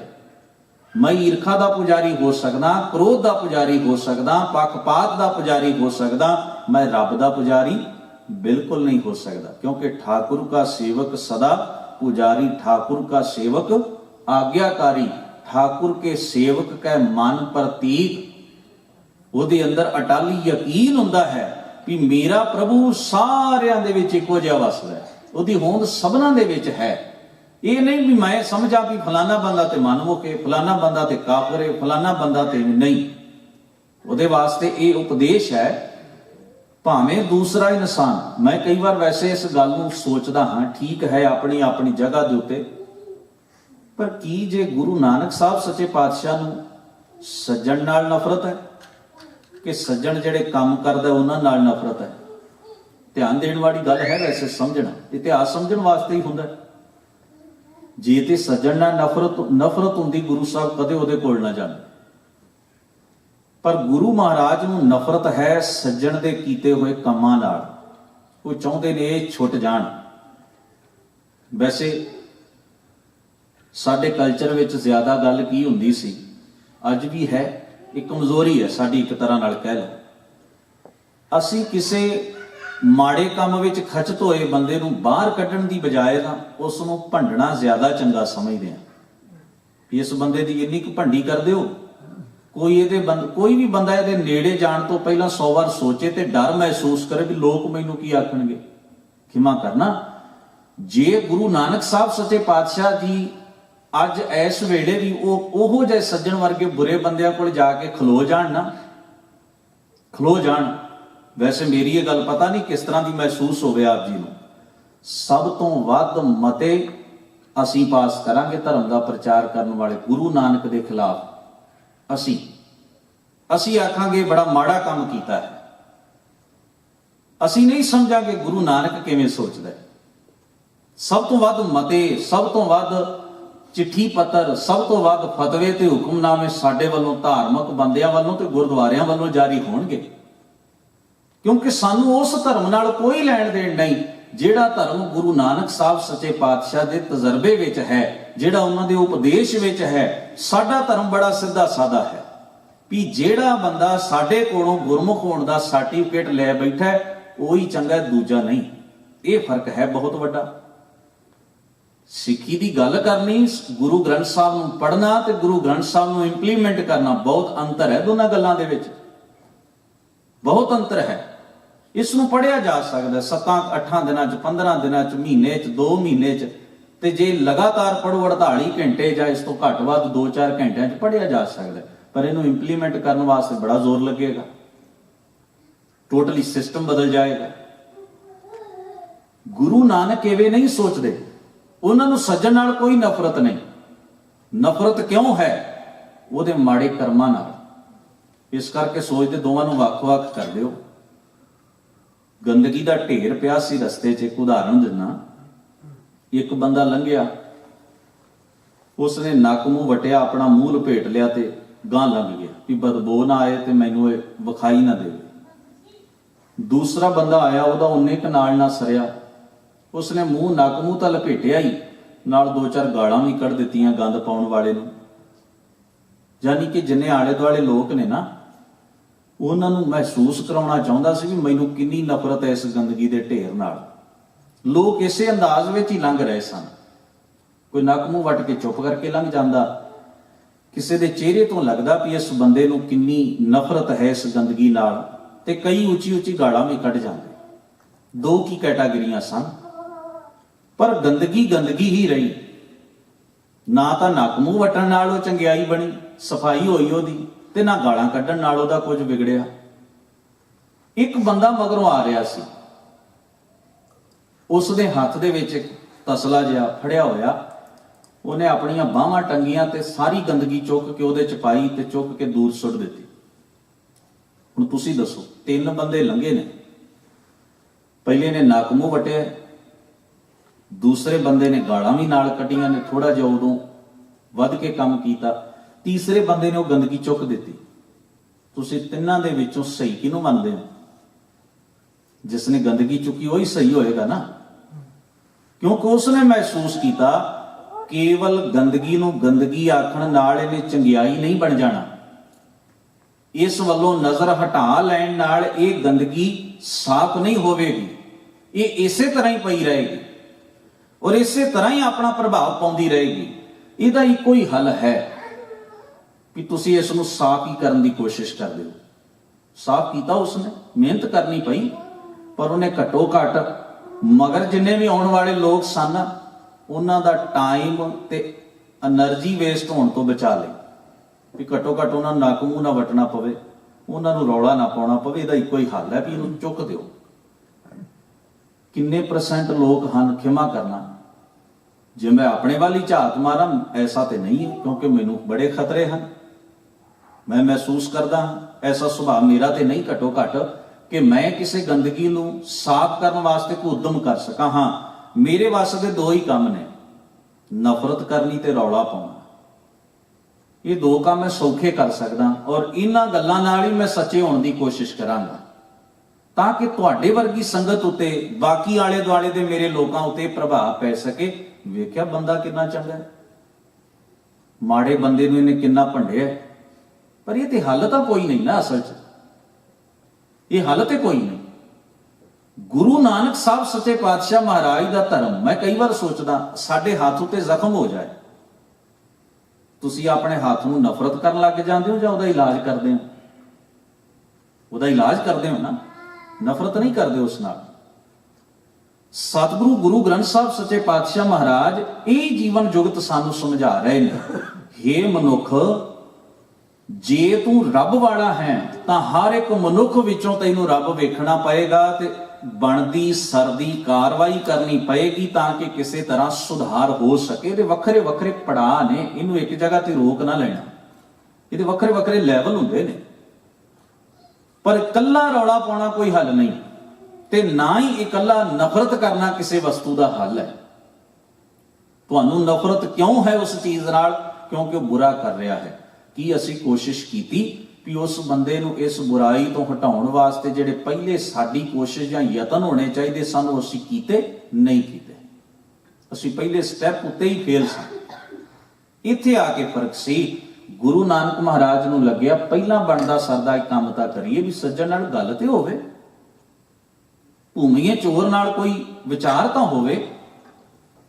ਸਤਿਗੁਰੂ ਮਹਾਰਾਜ ਸੋਚਦੇ ਸਨ ਮਲਕ ਭਾਗੋ ਨੂੰ ਕੋਈ ਚੋਟ ਤਾਂ ਵੱਜੇ, ਹੋ ਸਕਦਾ। ਪਰ ਉਹਨਾਂ ਦਾ ਇਹ ਯਤਨ ਰਾਸ ਆਇਆ। ਭਾਵੇਂ ਕੋਈ ਜ਼ਰੂਰੀ ਨਹੀਂ ਕਿ ਸਾਰੇ ਹੀ ਸਮਝ ਗਏ ਹੋਣ, ਕਈ ਸਾਡੇ ਵਰਗੇ ਵਿਗੜੇ ਵੀ ਸਨ ਜਿਨ੍ਹਾਂ ਨੇ ਗੁਰੂ ਨਾਨਕ ਦੀ ਗੱਲ ਸੁਣਨ ਤੋਂ ਉਹਨਾਂ ਆਖਿਆ ਜੀ ਨਹੀਂ ਬਾਬਾ ਸਾਡੇ ਕੋਲ ਟਾਈਮ ਨਹੀਂ, ਅਸੀਂ ਨਹੀਂ ਸੁਣ ਸਕਦੇ, ਜਾਂ ਸੁਣ ਵੀ ਲਈ ਤੇ ਉਸ ਤਰ੍ਹਾਂ ਦੇ ਢੀਠ ਹੀ ਰਹੇ, ਉਹਨਾਂ ਦੇ ਉੱਤੇ ਕੋਈ ਅਸਰ ਨਹੀਂ ਹੋਇਆ। ਪਰ ਜਿਨ੍ਹਾਂ ਦੇ ਉੱਤੇ ਹੋਇਆ, ਇਤਿਹਾਸ ਉਹਨਾਂ ਦੀਆਂ ਸਾਖੀਆਂ ਵੀ ਲਿਖਦਾ ਵੀ ਆਹ ਉਹ ਬੰਦੇ ਸਨ ਜਿਹੜੇ ਬੜੇ ਵਿਗੜੈਲ ਕਿਸਮ ਦੇ ਸਨ ਪਰ ਇਹਨਾਂ ਤੇ ਅਸਰ ਹੋ ਗਿਆ। ਇੱਕ ਪੱਖ ਹੋਰ ਬੇਨਤੀ ਨਾਲ ਕਰਦੇ ਹਾਂ ਵੀ ਗੁਰੂ ਨਾਨਕ ਸਾਹਿਬ ਮਹਾਰਾਜ ਨੇ ਇੱਕ ਸੱਜਣ ਨੂੰ ਸੁਧਾਰਿਆ, ਐਸਾ ਜ਼ਿਕਰ ਅਸੀਂ ਪੜ੍ਹਦੇ ਹਾਂ, ਪਰ ਕਿੰਨੇ ਹੋਰ ਬੰਦੇ ਲੁੱਟੇ ਜਾਣ ਤੋਂ ਬਚਾ ਲਏ ਇਹ ਬਹੁਤ ਘੱਟ ਜ਼ਿਕਰ ਅਸੀਂ ਕਰਦੇ ਹਾਂ। ਭਲਾ ਕਿਵੇਂ? ਜੇ ਸੱਜਣ ਭਲਾ ਉਦੋਂ ਬਾਅਦ 20 ਸਾਲ ਜੀਵਿਆ ਹੋਏਗਾ ਤੇ ਜੇ ਉਹ ਵਿਗੜਿਆ ਹੀ ਰਹਿੰਦਾ ਤਾਂ 20 ਸਾਲ 'ਚ ਕਿੰਨੇ ਬੰਦੇ ਹੋਰ ਦੁਖੀ ਕਰਦਾ ਉਹਦੇ ਸੁਧਰ ਜਾਣ ਨਾਲ ਸੈਂਕੜੇ ਜ਼ਿੰਦਗੀਆਂ ਹੋਰ ਜਿਹੜੀਆਂ ਸਨ ਉਹ ਲੁੱਟੇ ਜਾਣ ਤੇ ਠੱਗੇ ਜਾਣ ਤੋਂ ਬਚ ਗਈਆਂ। ਇੱਕ ਭੂਮੀਏ ਚੋਰ ਦੇ ਬਦਲ ਜਾਣ ਨਾਲ ਸੈਂਕੜੇ ਹੋਰ ਘਰ ਬਚ ਗਏ ਜਿਹੜੇ ਉਹਨੇ ਆਪਣੀ ਰਹਿੰਦੀ ਜ਼ਿੰਦਗੀ ਦੇ ਵਿੱਚ ਜਿਨ੍ਹਾਂ ਘਰਾਂ 'ਚ ਚੋਰੀਆਂ ਤੇ ਡਾਕੇ ਮਾਰਨੇ ਸਨ, ਉਹਨਾਂ ਦਾ ਬਚਾਅ ਹੋਇਆ। ਕਿਉਂਕਿ ਅਸੀਂ ਅੱਜ ਭਾਵੇਂ ਇਹ ਗੱਲਾਂ ਕਹਿਣ ਲੱਗ ਗਏ ਆ ਜੀ ਮੇਰੀ ਪਰਸਨਲ ਲਾਈਫ ਹੈ, ਤੁਹਾਨੂੰ ਇਹਦੇ ਨਾਲ ਕੀ ਪ੍ਰੋਬਲਮ ਹੈ? ਖਿਮਾ ਕਰਨਾ, ਪਰਸਨਲ ਲਾਈਫ ਉੱਥੋਂ ਤੱਕ ਕਿ ਤੁਸੀਂ ਕੀ ਸੋਚਦੇ ਹੋ। ਜਦੋਂ ਤੁਸੀਂ ਕੋਈ ਕੰਮ ਕਰਦੇ ਹੋ ਜਾਂ ਕੁਝ ਬੋਲਦੇ ਹੋ ਤੁਹਾਡਾ ਕੁਝ ਵੀ ਪਰਸਨਲ ਨਹੀਂ ਰਹਿ ਜਾਂਦਾ, ਕਿਉਂਕਿ ਅਸੀਂ ਕਿਸੇ ਜੰਗਲ ਵਿੱਚ ਵਸਣ ਵਾਲੇ ਲੋਕ ਨਹੀਂ ਹਾਂ, ਅਸੀਂ ਸਮਾਜ ਵਿੱਚ ਸੁਸਾਇਟੀ ਵਿੱਚ ਰਹਿਣ ਵਾਲੇ ਲੋਕ ਹਾਂ। ਸਾਡੇ ਪਰਸਨਲ ਕੰਮ ਦਾ ਵੀ ਉਨਾ ਹੀ ਪ੍ਰਭਾਵ ਸਾਡੇ ਪਰਿਵਾਰ ਉੱਤੇ ਪੈਂਦਾ ਹੈ, ਸਾਡੀ ਸੁਸਾਇਟੀ ਉੱਤੇ ਪੈਂਦਾ ਹੈ। ਇਹ ਟਕਵੰਜ ਹੈ ਕੇਵਲ ਮੇਰੀ ਪਰਸਨਲ ਲਾਈਫ ਹੈ। ਕੀ ਪਰਸਨਲ ਹੈ? ਕੀ ਤੁਸੀਂ ਸ਼ਰਾਬ ਪੀਓਗੇ ਤੁਹਾਡੇ ਬੱਚੇ ਨਹੀਂ ਵੇਖਣਗੇ? ਕੀ ਤੁਸੀਂ ਝੂਠ ਬੋਲੋਗੇ ਤੁਹਾਡਾ ਪਰਿਵਾਰ ਨਹੀਂ ਸੁਣੇਗਾ? ਕੀ ਤੁਸੀਂ ਰਿਸ਼ਵਤ ਲਵੋਗੇ ਤੇ ਸੁਸਾਇਟੀ ਨੂੰ ਨਹੀਂ ਲੁੱਟੋਗੇ? ਕੀ ਪਰਸਨਲ ਹੈ? ਤੁਸੀਂ ਗਲਤ ਬੋਲੋਗੇ ਕਿਸੇ ਦੇ ਕੰਨਾਂ 'ਚ ਆਵਾਜ਼ ਨਹੀਂ ਜਾਂਦੀ? ਨਹੀਂ। ਤੁਸੀਂ ਇਹ ਮਤ ਸੋਚੋ ਕਿ ਅਸੀਂ ਇਕੱਲੇ ਹੀ ਰਹਿੰਦੇ ਆ, ਤੁਹਾਡੇ ਆਲੇ ਦੁਆਲੇ ਹੋਰ ਬਹੁਤ ਲੋਕ ਰਹਿੰਦੇ ਨੇ। ਤੋ ਇਹ ਤਾਂ ਕੇਵਲ ਆਪਣੀ ਕਮਜ਼ੋਰੀ ਤੇ ਅਗਲੇ ਦਾ ਮੂੰਹ ਬੰਦ ਕਰਨ ਵਾਸਤੇ ਅਸੀਂ ਇੱਕ ਨਾ ਦਲੀਲ ਘੜਦੇ ਹੀ, ਲੌਜਿਕ ਘੜਦੇ ਆ ਵੀ ਸਾਡੀ ਜੀ ਪਰਸਨਲ ਲਾਈਫ ਹੈ, ਤੁਸੀਂ ਇਹਦੇ 'ਚ ਦਖਲ ਨਹੀਂ ਦੇ ਸਕਦੇ। ਨਹੀਂ, ਐਸਾ ਨਹੀਂ ਹੈ। ਅਸੀਂ ਸਾਰੇ ਸੁਸਾਇਟੀ ਵਿੱਚ ਰਹਿਣ ਵਾਲੇ ਹਾਂ, ਸਮਾਜ ਵਿੱਚ ਰਹਿਣ ਵਾਲੇ ਹਾਂ, ਪਰਿਵਾਰਕ ਜ਼ਿੰਦਗੀ ਜੀਣ ਵਾਲੇ ਹਾਂ। ਇਸ ਵਾਸਤੇ ਸਾਨੂੰ ਆਪਣੇ ਨਾਲ ਨਾਲ ਉਹਨਾਂ ਦਾ ਵੀ ਧਿਆਨ ਰੱਖਣਾ ਪਏਗਾ, ਉਹਨਾਂ ਵਾਸਤੇ ਵੀ ਸੋਚਣਾ ਪਏਗਾ। ਐਸਾ ਨਹੀਂ ਵੀ ਅਸੀਂ ਆਪਣੀ ਮਰਜ਼ੀ ਨਾਲ ਜੋ ਮਰਜ਼ੀ ਕਰਦੇ ਜਾਈਏ ਔਰ ਅਗਰ ਸਾਨੂੰ ਕੋਈ ਆਖੇ ਵੀ ਭਾਈ ਜੀ ਇਵੇਂ ਨਾ ਕਰੋ ਤੇ ਮੈਂ ਇਹ ਦਲੀਲ ਦੇ ਦਿਆਂ ਮੇਰੀ ਪਰਸਨਲ ਲਾਈਫ ਵਿੱਚ ਤੁਹਾਨੂੰ ਕੀ ਪ੍ਰੋਬਲਮ ਹੈ? ਪ੍ਰੋਬਲਮ ਹੈ। ਹਰ ਇੱਕ ਚੀਜ਼ ਦਾ ਬਰਾਬਰ ਪ੍ਰਭਾਵ ਪੈਂਦਾ ਹੈ। ਗੁਰੂ ਗ੍ਰੰਥ ਸਾਹਿਬ ਸੱਚੇ ਪਾਤਸ਼ਾਹ ਮਹਾਰਾਜ ਜਿਸ ਵੇਲੇ ਇਹਨਾਂ ਗੱਲਾਂ ਦਾ ਜ਼ਿਕਰ ਕਰਦੇ ਨੇ ਉਹ ਕਹਿੰਦੇ ਨੇ ਜੇ ਤੂੰ ਰੱਬ ਵਾਲਾ ਹੈ ਤਾਂ ਰੱਬ ਦੀ ਹੋਂਦ ਨੂੰ ਮਹਿਸੂਸ ਕਰ। ਕੀ ਤੂੰ ਰੱਬ ਦਾ ਪੁਜਾਰੀ ਹੈ ਜਾਂ ਈਰਖਾ ਦਾ ਪੁਜਾਰੀ ਹੈ, ਨਫ਼ਰਤ ਦਾ ਪੁਜਾਰੀ ਹੈ, ਕ੍ਰੋਧ ਦਾ ਪੁਜਾਰੀ? ਜਿਹਦਾ ਚਿੰਤਨ ਕਰਦਾ ਹੈ ਨਾ, ਇੱਕ ਬੇਨਤੀ ਹੋਰ ਕਰਦੇ, ਸੁਰਤ ਵਿੱਚ ਜਿਹੜੀ ਗੱਲ ਦਾ ਚਿੰਤਨ ਚੱਲਦਾ ਹੈ ਪੂਜਾ ਉਸੇ ਦੀ ਕਰਦਾ ਹੈ ਬੰਦਾ। ਜਿਹੜੀ ਗੱਲ ਤੁਹਾਡੀ ਸੁਰਤ ਵਿੱਚ ਹੈ ਨਾ, ਸਮਝੋ ਤੁਸੀਂ ਉਹਦੇ ਪੁਜਾਰੀ ਹੋ। ਜੇ ਤੁਹਾਡੀ ਸੁਰਤ ਵਿੱਚ ਰੱਬ ਦੇ ਗੁਣ ਨੇ ਤੁਸੀਂ ਰੱਬ ਦੇ ਪੁਜਾਰੀ। ਕੋਈ ਧੂਪ ਅਗਰਬੱਤੀ ਨਾਲ ਰੱਬ ਦੀ ਪੂਜਾ ਨਹੀਂ ਹੋਣੀ, ਜੋਤਾਂ ਜਗਾ ਕੇ ਪੂਜਾ ਨਹੀਂ ਹੋਣੀ। ਇਹ ਭਰਮ ਸਨ ਜਿਹੜੇ ਗੁਰਮਤ ਨੇ ਸਾਡੇ ਅੰਦਰੋਂ ਕੱਢੇ। ਫੁੱਲ ਤੋੜ ਕੇ ਰੱਖ ਦਿਓ, जोतां जगा लवो, घंटियां खड़का लवो, रब दे नां दे उच्चे उच्चे गीत गा के सोचो भी रब सुन के बड़ा खुश हो जाएगा। कि वो साडे वर्गा चापलूस होए ते खुश हो जाए कि जिवें मेरी कोई चापलूसी च दो चार चंगियां गल्लां करे, मेरा मन खुश होएगा ना। मैं समझण लग ये बंदा सारियां नालों वधिया है, मेरी शोभा कर रहा। रब नूं ऐसी चापलूसी की जरूरत नहीं है। फोकी वडियाई शोभा दे नाल उहदा कोई मतलब नहीं। वड्डा दाता तिल ना तमाए, तिल मात्र तमा नहीं, लालच नहीं उसनूं किसी चीज का, ना उसनूं साडियां ये भेटावां दी पदार्थां दी जरूरत है। ये इस सतह तो बहुत उच्चा है। तेरा किया तुझे क्या अर्पों, तेरा पैदा किया होया तैनूं अर्पित करके तैनूं खुश करन दा की अर्थ है। इस वास्ते सतगुरु सच्चे पातशाह ये भरम तो साडे पहले गुरु देव ने बाणी दे राही कढ़ दिते ने। ये जिन्ने भी बाहर दे कर्म कांड ने ना, ये सारे दे सारे केवल तेरे अंदर दे लालच विचों उपजदे ने, भरम विचों पैदा हुंदे ने। तू रब दा पुजारी है, ये गल केवल इके कर्म नाल साबित हो जाती है। तन मन अर्पों पूज चढ़ावों, गुर प्रसाद निरंजन पाओ। जे पूजा करनी है तन मन अर्पित कर, भाव मानसिक तौर उत्ते उहदे गुणां नूं जी ते शरीर दे राहीं सुचज्जे निर्मल कर्म करन दी कोशिश कर। जे तू रब वाला है, जे तू रब वाला है। इस वास्ते गुरु पातशाह ने बाणी दे विच आख्या, तन मन अर्पों पूज चढ़ावों, सर्व धर्म में श्रेष्ठ धर्म हर को नाम जप निर्मल कर्म। ते कर्म निर्मल तां ही होणगे ना जे मन की अवस्था, मन के ख्याल निर्मल होणगे, क्योंकि कर्म तो मनुख ने मन की अवस्था के मुताबिक ही करने ने। हुण सतगुरु सच्चे पातशाह आखदे ने, जल थल महीयल एक समाना। वो एक अकाल पुरख जिहड़ा जल थल मही तल, भाव स्पेस, हर जगह ते जिसदी होंद चेतन सत्ता दी विराजमान है, जिहड़ा सारे जीवां विच वसदा है। जे तू उसदा सही अर्थां दे विच रब वाला है, रमाणा दा अर्थ हुंदा है रब दा बंदा, रब दा सेवक, राम रमै, तां उहदे नाल सुरत करके मिलण दी कोशिश कर। आरंभ दे बचन विच आख्या, जे तू ऐसा नहीं कर रहा ते तेरा जीवन पता किहो जिहा होएगा। करै दुह कर्म दिखावै होर, जो तू करेगा वो कुछ होर होएगा, जो लोकां ते प्रभाव पाएगा वो बिल्कुल होर, विखावा कुछ होर चीज होएगी। जो तू लोकां नूं बन के विखाएगा ना वो वखरा जीवन है, ते जो तू निजी तौर उत्ते वो बिल्कुल वखरा जीवन है। निजी तौर उत्ते मेरे च बड़ियां खामियां ने, पर मैं बन के लोकां नूं विखावांगा भी मेरे विच कोई कमी नहीं है। मैं बड़ा चंगा इंसान हाँ, बड़ा भला हाँ, बड़ा गुरमुख हाँ, बड़ा रब नाल जुड़िया होया हाँ, मेरे च कोई घाट नहीं है। इस तरह का प्रभाव बंदा दूसरे ते पाउणा चाहुंदा है। इनू बाद महाराज ने ना बाणी अंदर एक संकेतक शब्द वरते ने, कहंदे फाही सुरत मलूकी वेस।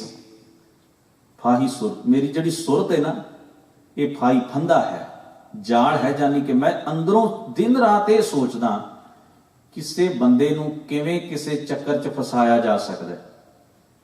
गौर करना, किसे बंदे नूं किवें किसे चक्कर च फसाया जा सकदा है। मेरे दिमाग च हर वेले ऐसियां कहानियां ही चलदियां ने, ऐसे ही ख्याल चक्कर कटदे रहिंदे ने। मैं किवें किसे बंदे नूं नीवां विखा सकदा, किवें किसे नूं किसे उलझण विच फसा सकदा, किहदी किहड़ी कमजोरी है जिस कमजोरी नूं लै के मैं उस बंदे नूं पिछां तक सकदा जां उहनूं जलील कर सकदा। गौर करियो, जे ऐसा ही साडे दिमाग अंदर चल रहा ना, खिमा करियो, फिर तां साडे दिमाग च ते डस्टबिन विच कोई बहुता फर्क नहीं। उह च भी लोग गंदगी सुੱਟਦੇ ने ते सारी जहान दी गंदगी असीं भी चुकी बैठे हां। सारी दुनिया दी असीं कमजोरियां इकट्ठियां करनियां ने ना, तो गंद इकट्ठा करने वाली गल है। कचरा इकट्ठा करके असीं अंदर सुੱਟ रहे हैं, फिर असीं सोचदे जी शांति नहीं मिल रही, सुख नहीं मिल रहा। किवें मिलेगा सुख, किवें मिलेगी शांति? सारी जहान दे कचरे उत्ते ते तुसी भाई दिन रात आराम करन दी कोशिश कर दो तो बदबू ही आएगी। आराम सुख शांति किवें मिल सकती है? तुसीं तो सूलां दी सेज विछा रखी है, परेशानियां इकट्ठियां कर रखियां ने, तो नहीं मिल सकती शांति। जितना मर्जी कोई समाधि लाउण दी कोशिश करे, अखां बंद करके अपने आप को रिलैक्स कर, नहीं हो सकता। कारण है क्योंकि तुहाडा मन कित्थे चक्कर कट रहा है। ਤੁਸੀਂ ਅੰਦਰੋਂ ਕਿਸ ਚੀਜ਼ ਨਾਲ ਜੁੜੇ ਹੋਏ ਆ, ਅੰਦਰੋਂ ਕਿਹੜੇ ਪਾਸੇ ਵੱਲ ਪ੍ਰੋਸੈਸ ਹੋ ਰਿਹਾ ਹੈ। ਸ਼ਾਂਤੀ ਤੇ ਉੱਥੇ ਹੀ ਆਉਣੀ ਹੈ ਨਾ। ਤਨ ਦੇ ਨਾਲ ਕੱਲਾ ਤਨ ਨੂੰ ਟਿਕਾ ਲੈਣ ਨਾਲ ਮਸਲਾ ਹੱਲ ਨਹੀਂ। ਕਾਹੇ ਕੋ ਕੀਜੈ ਧਿਆਨ ਜਪਨਾ, ਜਬ ਤੇ ਸ਼ੁੱਧ ਨਹੀਂ ਮਨ ਆਪਣਾ। ਸਤਿਗੁਰਾਂ ਨੇ ਆਖਿਆ ਬਾਹਰੀ ਧਿਆਨ ਲਾਉਣ ਦਾ ਕੀ ਮਤਲਬ ਰਹਿ ਜਾਏਗਾ, ਜਿੰਨਾ ਚਿਰ ਮਨ ਦੀ ਸ਼ੁੱਧਤਾ ਬਰਕਰਾਰ, ਸਾਰੀ ਪ੍ਰੋਬਲਮ ਹੀ ਇੱਥੋਂ ਖੜੀ ਹੁੰਦੀ ਹੈ। ਉਹਨੂੰ ਗੁਰੂ ਸਾਹਿਬ ਨੇ ਕਿਹਾ ਵੀ ਤੂੰ ਕੀ ਕਰਦਾ ਹੈ, ਦਿਨ ਰਾਤ ਹਰ ਵੇਲੇ ਹਰ ਘੜੀ ਤੂੰ ਕੋਸ਼ਿਸ਼ ਕਰਦਾ ਹੈ ਕਿ ਫਸਾਇਆ ਜਾਏ ਕਿਸੇ ਬੰਦੇ ਨੂੰ, ਜਾਂ ਕਿਸੇ ਨੂੰ ਫਸਿਆ ਹੋਇਆ ਵੇਖਿਆ ਜਾਏ। ਸ਼ੁਗਲ ਬਣ ਗਿਆ ਨਾ। ਫਾਹੀ ਸੁਰਤ, ਸੁਰਤੀ ਚਾਹ ਕੁਝ ਚੱਲੇ, ਮਲੂਕੀ ਵੇਸ, ਬਾਹਰੋਂ ਪਹਿਰਾਵਾ, ਦਿੱਖ ਜਿਹੜੀ ਬਾਹਰੋਂ ਜੋ ਬਣ ਕੇ ਵਿਖਾਉਣ, ਇੰਪ੍ਰੈਸ਼ਨ, ਪ੍ਰਭਾਵ ਜਿਹੜਾ ਦੇਣਾ, ਉਹ ਕੀ ਹੈ, ਫਰਿਸ਼ਤਿਆਂ ਵਰਗਾ। ਮੈਂ ਬੜਾ ਫਰਿਸ਼ਤਿਆਂ ਵਰਗਾ ਦਾਨਾ, ਬੜਾ ਸਿਆਣਾ ਬੰਦਾ ਹਾਂ, ਬੜਾ ਪਵਿੱਤਰ ਜੀਵਨ ਵਾਲਾ ਇਨਸਾਨ ਹਾਂ। ਹਉ ਠੱਗ ਵਾੜਾ ਠੱਗੀ ਦੇਸ਼। ਗੁਰੂ ਸਾਹਿਬ ਭਾਵੇਂ ਹਉ ਸ਼ਬਦ ਕਹਿ ਕੇ ਆਪਣੇ ਆਪ ਨੂੰ ਸੰਬੋਧਨ ਹੁੰਦੇ ਨੇ, ਕਿਉਂਕਿ ਗੁਰੂ ਇਹ ਵੀ ਖਿਆਲ ਰੱਖਦਾ ਹੈ ਨਾ, ਮਨੁੱਖ ਦੀ ਹਉਮੈ ਏਡੀ ਸਟਰੋਂਗ ਹੈ, ਤੁਸੀਂ ਕਿਸੇ ਮਨੁੱਖ ਨੂੰ ਆਖੋਗੇ ਭਾਈ ਸੁਧਰ ਜਾ, ਸੁਧਰ ਜਾ, ਭਾਵੇਂ ਉਹਦੀ ਗਲਤੀ ਬਿਲਕੁਲ ਸਾਹਮਣੇ ਹੋਵੇ, ਸਾਡੇ ਸਾਹਮਣੇ ਗਲਤੀ ਕਰੇ, ਸਬੂਤ ਛੱਡ ਰਿਹਾ ਹੋਵੇ, ਤਾਂ ਵੀ ਉਹਨੂੰ ਕਹੋ ਨਾ ਸੁਧਰ ਜਾ ਭਾਈ, ਨਾ ਇਸ ਤਰ੍ਹਾਂ ਕਰ। ਪਰ ਉਹਦੀ ਈਗੋ ਪ੍ਰਵਾਨ ਨਹੀਂ ਕਰੇਗੀ। ਉਹ ਫਿਰ ਹੋਰ ਕੁਝ ਨਾ ਹੋਇਆ, ਉਹ ਕਹੇਗਾ ਮੈਂ ਜਾਣਦਾ ਤੁਹਾਨੂੰ ਵੱਡੇ ਚੰਗਿਆਂ ਨੂੰ, ਬੈਠੇ ਰਹੋ ਆਰਾਮ ਨਾਲ। ਉਹ ਵੱਖਰਾ ਅਟੈਕ ਕਰੇਗਾ। ਬਿਲਕੁਲ ਸਾਹਮਣੇ ਬੰਦਾ ਫੜਿਆ ਗਿਆ ਵੀ ਗਲਤੀ ਕਰ ਰਿਹਾ, ਤੁਸੀਂ ਉਹਨੂੰ ਕਹੋ ਵੀ ਭਾਈ ਸੁਧਰ ਜਾ, ਨਾ ਕਰ ਇਹੋ ਜਿਹਾ ਕੰਮ, ਪਰ ਉਹਦੀ ਈਗੋ ਪ੍ਰਵਾਨ ਨਹੀਂ ਨਾ ਕਰਦੀ। ਮੈਨੂੰ ਤੁਸੀਂ ਕਿਵੇਂ ਕਹਿ ਸਕਦੇ ਹੋ? ਉਹ ਫਿਰ ਆਖੇਗਾ ਜਾਣਦਾ ਮੈਂ ਤੁਹਾਨੂੰ, ਮੈਂ ਫਲਾਣੇ ਨੂੰ ਵੀ ਜਾਣਦਾ, ਟਮਕਾਣੇ ਨੂੰ। ਜਾਨੀ ਕਿ ਉਹ ਉਦਾਹਰਨਾਂ ਇਕੱਠੀਆਂ ਕਰਦਾ, ਦਲੀਲਾਂ ਇਕੱਠੀਆਂ ਕਰਦਾ ਆਪਣੇ ਹੱਕ ਵਿੱਚ ਭੁਗਤਾਉਣ ਵਾਸਤੇ, ਵੀ ਮੈਂ ਗਲਤ ਹਾਂ ਤੇ ਕੀ ਹੋ ਗਿਆ, ਸਾਰੇ ਗਲਤ ਨੇ, ਸਾਰੇ ਗਲਤ ਨੇ। ਤੋ ਜੇ ਸਾਰੇ ਗਲਤ ਨੇ, ਮੈਂ ਵੀ ਗਲਤ ਹਾਂ, ਮੈਨੂੰ ਸੁਧਰਨ ਦੀ ਕੀ ਲੋੜ ਹੈ? ਉਹਦਾ ਲੌਜਿਕ ਉਹ ਆਪਣੇ ਵੱਲੋਂ ਦੇ ਰਿਹਾ। ਹੁਣ ਮਹਾਰਾਜ ਕਹਿੰਦੇ ਨੇ ਹਉ ਠੱਗ ਵਾੜਾ, ਇਸ ਕਰਕੇ ਆਪਣੇ ਆਪ ਨੂੰ ਸੰਬੋਧਨ ਕਰ ਲਿਆ, ਮੈਂ ਠੱਗ ਹਾਂ, ਬਹੁਤ ਵੱਡਾ ਠੱਗੀ ਦੇਸ਼, ਖਰਾ ਸਿਆਣਾ ਬਹੁਤਾ ਭਾਰ। ਇੰਨੀ ਵੱਡੀ ਕਮਜ਼ੋਰੀ ਹੁੰਦਿਆਂ ਹੋਇਆਂ ਵੀ ਨਾ ਆਪਣੇ ਆਪ ਨੂੰ ਮੈਂ ਕਦੇ ਗਲਤ ਨਹੀਂ ਸਮਝਦਾ। ਇਹ ਵਾਧੂ ਦਾ ਭਾਰ ਮੇਰੇ ਉੱਤੇ ਪਿਆ ਹੋਇਆ। ਧਾਨਕ ਰੂਪ ਰਹਾ ਕਰਤਾਰ, ਇੰਨਾ ਭਿਅੰਕਰ ਕਰੂਪ ਚਿਹਰਾ ਹੈ ਮੇਰਾ। ਸਤਿਗੁਰੂ ਸੱਚੇ ਪਾਤਸ਼ਾਹ ਕਹਿ ਰਹੇ ਨੇ ਬਾਣੀ ਦੇ ਅੰਦਰ, ਕਰੈ ਦੋਹ ਕਰਮ, ਮਨੁੱਖ ਦੁਸ਼ ਕਰਮ, ਮੰਦੇ ਕਰਮ ਕਰਦਾ ਹੈ, ਪਰ ਦਿਖਾਵਾ ਹੋਰ। ਜੋ ਵਿਖਾਵਾ ਕਰਦਾ ਉਹ ਬਿਲਕੁਲ ਹੋਰ, ਅਲੱਗ ਤਰ੍ਹਾਂ ਦਾ ਹੈ। ਰਾਮ ਕੀ ਦਰਗਾਹ ਬੰਦਾ ਚੋਰ, ਯਾਨੀ ਕਿ ਉਹ ਚੋਰ ਹੈ, ਆਪਣੇ ਦੁਸ਼ਕਰਮ ਲੁਕਾ ਲੁਕਾ ਕੇ ਉਹਨੂੰ ਬਦਲਦਾ ਨਹੀਂ। ਵੈਸੇ ਇੱਕ ਵਿਦਵਾਨ ਨੇ, ਧਾਰਮਿਕ ਚਿੰਤਨ ਕਰਨ ਵਾਲੇ ਨੇ, ਇੱਕ ਗੱਲ ਬੜੀ ਬਾ ਕਮਾਲ ਕਹੀ। ਕਹਿਣ ਲੱਗਿਆ ਵੀ ਜਿੰਨਾ ਅਸੀਂ ਇਸ ਚੀਜ਼ ਉੱਤੇ ਜ਼ੋਰ ਦੇਨੇ ਆ ਨਾ ਵੀ ਸਾਡਾ ਜਿਹੜਾ ਅਸੀਂ ਗੁਨਾਹ ਕਰ ਲਿਆ ਉਹਨੂੰ ਢੱਕਿਆ ਜਾਏ, ਢੱਕਿਆ ਜਾਏ, ਕਿਉਂਕਿ ਸਾਡੀ ਬਹੁਤੀ ਕੋਸ਼ਿਸ਼ ਉਹਨੂੰ ਢੱਕਣ ਦੀ ਹੈ। ਜੇ ਸਾਡੀ ਕੋਸ਼ਿਸ਼ ਹੋਵੇ ਨਾ ਵੀ ਦੁਬਾਰਾ ਐਸਾ ਨਾ ਹੋਵੇ, ਗੌਰ ਕਰਿਓ, ਇਹ ਕੋਸ਼ਿਸ਼ ਬਹੁਤ ਘੱਟ ਹੁੰਦੀ ਹੈ। ਸਾਡੀ ਕੋਸ਼ਿਸ਼ ਕੀ ਹੈ, ਹੇ ਵਾਹਿਗੁਰੂ ਸਾਡੇ ਪਾਪ ਉੱਤੇ ਪਰਦਾ ਪਾ ਲਓ, ਸਾਡੇ ਪਾਪ ਢੱਕ ਲਓ। ਅਸੀਂ ਕਦੀ ਇਹ ਕਿਉਂ ਨਹੀਂ ਕਹਿੰਦੇ ਵਾਹਿਗੁਰੂ ਪਿਛਲੇ ਔਗਣ ਬਖਸ਼ ਲਏ ਪ੍ਰਭ, ਆਗੇ ਮਾਰਗ ਪਾਵੇ, ਪਾਪੀ ਅਗਾਂਹ ਇਹ ਗੁੰਜਾਇਸ਼ ਨਾ ਰਹੇ। ਅਸੀਂ ਪਿਛਲੇ ਗੁਨਾਹ ਦੀ ਪਛਤਾਵਾ ਕਰਦੇ ਹਾਂ, ਅੱਗੇ ਤੋਂ ਇਹ ਗਲਤੀ ਨਾ ਹੋਏ। ਪਰ ਅੱਗੇ ਗਲਤੀ ਨਾ ਹੋਏ ਇਹ ਗੱਲ ਵੀ ਅਸੀਂ ਬਹੁਤ ਘੱਟ ਕਹਿੰਦੇ। ਪਤਾ ਕਿਉਂ? ਕਿਉਂਕਿ ਬਦਲਣਾ ਪਵੇਗਾ।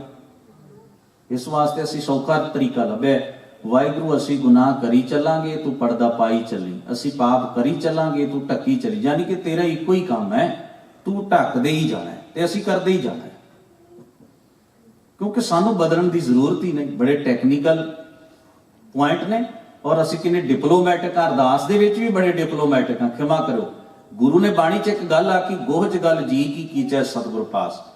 ਗੁਰੂ ਕੋਲ ਆਪਣਾ ਆਪ ਖੋਲ ਕੇ ਦੱਸ ਦਿਆ ਕਰ, ਤੂੰ ਕੀ ਹੈ। ਜਦੋਂ ਅਸੀਂ ਬਾਣੀ ਪੜ੍ਹਦੇ ਹਾਂ ਨਾ, ਉਹ ਸਾਰਾ ਅਰਦਾਸ ਵਿੱਚ ਹੀ ਆਉਂਦਾ ਹੈ। ਬਾਣੀ ਪੜ੍ਹਨਾ ਵੀ ਇੱਕ ਅਰਦਾਸ ਹੈ ਅਕਾਲ ਪੁਰਖ ਦੇ ਸਾਹਮਣੇ। ਮਤ ਸੋਚਣਾ ਬਾਣੀ ਪੜ੍ਹਨਾ ਅਰਦਾਸ ਨਹੀਂ। ਜਦੋਂ ਤੁਸੀਂ ਬਾਣੀ 'ਚ ਪੜ੍ਹਦੇ ਹੋ ਨਾ, ਮਾਧੋ ਹਮ ਐਸੇ ਤੂੰ ਐਸਾ, ਹਮ ਪਾਪੀ ਤੁਮ ਪਾਪ ਖੰਡਨ ਲੀਕੋ, ਤਾਂ ਇਹ ਨਹੀਂ ਸੋਚਣਾ ਵੀ ਇਹ ਗੁਰੂ ਅਰਜਨ ਸਾਹਿਬ ਨੇ ਆਖਿਆ। ਤੁਸੀਂ ਇਹਨੂੰ ਆਪਣੀ ਅਰਦਾਸ ਕਿਉਂ ਨਹੀਂ ਬਣਾਉਂਦੇ? ਇਹ ਸਾਡੀ ਆਪਣੀ ਅਰਦਾਸ ਹੈ, ਤਾਈਓ ਤਾਂ ਕਿਹਾ ਤੂੰ ਪੜ੍ਹ। ਉਸ ਵੇਲੇ ਭੁੱਲ ਜਾਓ ਗੁਰੂ ਅਰਜਨ ਸਾਹਿਬ ਨੇ ਗੱਲ ਆਖੀ ਹੈ, ਉਦੋਂ ਇਹ ਸਾਡੇ ਮਨ ਦੀ ਆਵਾਜ਼ ਬਣੇ। ਇਹ ਮਹਿਸੂਸ ਕਰਨਾ ਚਾਹੀਦਾ, ਇਹ ਯਤਨ ਕਰਨਾ ਚਾਹੀਦਾ।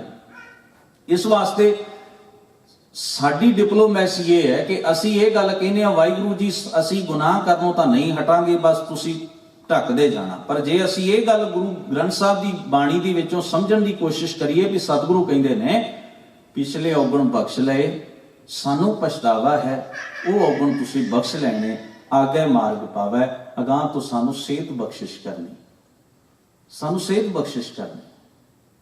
ਇਹ ਜੀਵਨ ਕੁਝ ਹੋਰ ਹੈ। ਇੱਥੇ ਪਰਦਾ ਹੀ ਨਹੀਂ ਪਵੇਗਾ ਇਸ ਜਗ੍ਹਾ ਦੇ ਉੱਤੇ, ਅਗਾਂਹ ਤੋਂ ਗੁੰਜਾਇਸ਼ ਘਟ ਜਾਏਗੀ ਉਹ ਗੁਨਾਹ ਕਰਨ ਦੀ। ਇਹ ਫਰਕ ਹੈ। ਸਤਿਗੁਰੂ ਸੱਚੇ ਪਾਤਸ਼ਾਹ ਮਹਾਰਾਜ ਇਹ ਬਚਨ ਕਰਦੇ ਨੇ, ਰਾਮ ਕੀ ਦਰਗਾਹ ਬੰਦਾ ਚੋਰ। ਵਾਹਿਗੁਰੂ ਦੀ ਨਜ਼ਰ ਵਿੱਚ ਉਹ ਚੋਰ ਦੀ ਨਿਆਈ ਵੱਜਾ ਹੋਇਆ ਹੈ। ਚੋਰ ਕਿਉਂ? ਕਿਉਂਕਿ ਲੁਕਾ ਰਿਹਾ ਹੈ ਨਾ, ਲੁਕਾ ਰਿਹਾ, ਰੱਬ ਤੋਂ ਵੀ ਲੁਕਾ ਰਿਹਾ। ਉਹਨੂੰ ਕਹੇ ਅੰਤਰ ਵੇਖ ਮੁਖ ਅੰਮ੍ਰਿਤ ਸੁਣਾਵੇ, ਅੰਦਰ ਉਹਦੇ ਜ਼ਹਿਰ ਭਰਿਆ ਪਿਆ, ਬਾਹਰੋਂ ਅੰਮ੍ਰਿਤ ਵਰਗੀਆਂ ਮਿੱਠੀਆਂ ਗੱਲਾਂ ਸੁਣਾਉਂਦਾ, ਬੜੇ ਮਿੱਠੇ ਮਿੱਠੇ ਬੋਲ ਕਹਿੰਦਾ ਹੈ ਜਿਹੜੇ ਦੂਸਰੇ ਦੇ ਕੰਨਾਂ ਨੂੰ ਪ੍ਰਭਾਵਿਤ ਕਰ ਸਕਦੇ ਹੋਣ। ਉਹਦੀ ਬੋਲ ਬਾਣੀ ਤੋਂ ਇਵੇਂ ਅੰਦਾਜ਼ਾ ਲੱਗਦਾ ਹੈ ਵੀ ਇਹ ਬੰਦਾ ਬੜਾ ਰੱਬ ਨਾਲ ਜੁੜਿਆ ਹੈ, ਬੜਾ ਧਰਮ ਉਪਦੇਸ਼ਕ ਹੈ, ਬੜੀ ਮਿੱਠੀ ਬੋਲੀ ਬੋਲਦਾ ਹੈ। ਪਰ ਕੌਣ ਜਾਣੇ ਇਸ ਮਿੱਠੀ ਬੋਲੀ ਦੇ ਪਿੱਛੇ ਕਿਹੜਾ ਜ਼ਹਿਰ ਇਸਨੇ ਲੁਕਾ ਰੱਖਿਆ ਹੈ, ਕਿਹੜਾ ਜ਼ਹਿਰ ਇਸਨੇ ਲੁਕਾ ਰੱਖਿਆ। ਅੰਤਰ ਵੇਖ ਮੁਖ ਅੰਮ੍ਰਿਤ ਸੁਣਾਵੇ, ਉਹਨੂੰ ਕਹਿ ਜੰਮਪੁਰ ਬਾਂਧਾ ਚੋਟਾਂ ਖਾਵੇ। ਵਿਕਾਰਾਂ ਦੀ ਆਤਮਿਕ ਮੌਤ ਦੀ ਪੂਰੀ ਵਿੱਚ ਵੱਜਾ ਉਹ ਦਿਨ ਰਾਤ ਚੋਟਾਂ ਤੇ ਸੱਟਾਂ ਖਾਂਦਾ, ਦੁੱਖ ਭੋਗਦਾ, ਆਤਮਿਕ ਮਾਨਸਿਕ ਕਲੇਸ਼ ਸਹੇੜਦਾ। ਅਨਕ ਪੜਦੇ ਮੈਂ ਕਮਾਵੇ ਵਿਕਾਰ, ਲੋਕ ਕੇ ਸੰਸਾਰ ਦੀਆਂ ਨਜ਼ਰਾਂ ਤੋੜਨ ਲਈ ਗੁਨਾਹ ਕਰਦਾ ਹੈ, ਲੋਕ ਕੇ ਗੁਨਾਹ ਕਰਦਾ। ਇਹਨੂੰ ਇੱਕ ਮਨੋਵਿਗਿਆਨੀ ਨੇ ਲਿਖਿਆ, ਕਹਿੰਦਾ ਵੀ ਉਹਨਾਂ ਚਿਰ ਲੋਕੇ ਕਰਦਾ ਜਿੰਨਾ ਚਿਰ ਸਿੱਧੇ ਤੌਰ ਉੱਤੇ ਉਸ ਨੂੰ ਸੰਸਾਰ ਦੇ, ਸਮਾਜ ਦੇ, ਸੁਸਾਇਟੀ ਦੇ ਪ੍ਰਭਾਵ ਦਾ ਕੁਝ ਖਤਰਾ ਹੋਵੇ। ਧਿਆਨ ਦੇਣ ਵਾਲੀ ਗੱਲ ਹੈ। ਉਹਨਾਂ ਚਿਰ ਲੁਕਦਾ ਜਿੰਨਾ ਚਿਰ ਉਹਨੂੰ ਇਹ ਲੱਗਦਾ ਹੈ ਵੀ ਲੋਕਾਂ ਦੇ ਵਿੱਚ ਅਜੇ ਮੇਰਾ ਇਹ ਨੈਗੇਟਿਵ ਪੁਆਇੰਟ ਨਹੀਂ ਗਿਆ। ਜਦੋਂ ਉਹਨੂੰ ਪਤਾ ਲੱਗ ਜਾਏ ਨਾ ਵੀ ਹੁਣ ਤਾਂ ਲੋਕ ਸਾਰੇ ਹੀ ਮੈਨੂੰ ਥੂ ਥੂ ਕਰਦੇ ਨੇ, ਫਿਰ ਉਹ ਓਪਨ ਹੋ ਜਾਂਦਾ, ਕਹਿੰਦੇ ਜੋ ਕਰਨਾ ਕਰ ਲਓ। ਉਹਨਾਂ ਚਿਰ ਲੁਕਦਾ ਰਿਹਾ ਜਿੰਨਾ ਚਿਰ ਉਹਨੂੰ ਲੱਗਿਆ ਵੀ ਲੋਕ ਨਹੀਂ ਜਾਣਦੇ। ਜਦੋਂ ਉਹਨੂੰ ਪਤਾ ਲੱਗਾ ਵੀ ਹਰ ਇੱਕ ਨੂੰ, ਬੱਚੇ ਨੂੰ ਪਤਾ ਹੈ, ਫਿਰ ਉਹ ਨੰਗਾ ਚਿੱਟਾ ਕਹਿੰਦੇ ਵੀ ਜੋ ਕਰਨਾ ਕਰ ਲਓ। ਕੀ ਕਰ ਲਓਗੇ ਤੁਸੀਂ ਮੈਨੂੰ? ਜਾਨੀ ਕਿ ਇਹ ਢੀਠ ਪੁਣੇ ਦੀ ਹੱਦ ਹੁੰਦੀ ਹੈ। ਪਰ ਅਰਦਾਸ ਦੇ ਵਿੱਚ ਕਾਹਦੋਂ ਆਪਾਂ ਕਹਿੰਦੇ ਮਾਫ ਕਰਨਾ ਵੇ, ਜਾਨੀ ਕਿ ਇਹ ਢੀਠ ਪੁਣੇ ਦੀ ਹੱਦ ਹੁੰਦੀ ਹੈ ਕਿ ਹੁਣ ਤੁਸੀਂ ਮੈਨੂੰ ਬਦਲ ਨਹੀਂ ਸਕਦੇ, ਤੁਸੀਂ ਮੈਨੂੰ ਕਿਸੇ ਵੀ ਢੰਗ ਨਾਲ ਤਬਦੀਲ ਨਹੀਂ ਕਰ ਸਕਦੇ। ਰਹੀ ਗੱਲ ਇਸ ਗੱਲ ਦੀ ਵੀ ਅਸੀਂ ਅਰਦਾਸ ਵਿੱਚ ਕਿਹੜੀ ਗੱਲੋਂ ਆਖਦੇ ਹਾਂ ਕਿ ਸਤਿਗੁਰੂ ਸੱਚੇ ਪਾਤਸ਼ਾਹ ਜੀ ਸਾਡੇ ਗੁਨਾਹ ਬਖਸ਼ ਲਵੋ, ਉੱਥੇ ਸ਼ਬਦ ਬਖਸ਼ਣਾ ਹੈ, ਪਰਦਾ ਪਾਉਣਾ ਨਹੀਂ ਹੈ।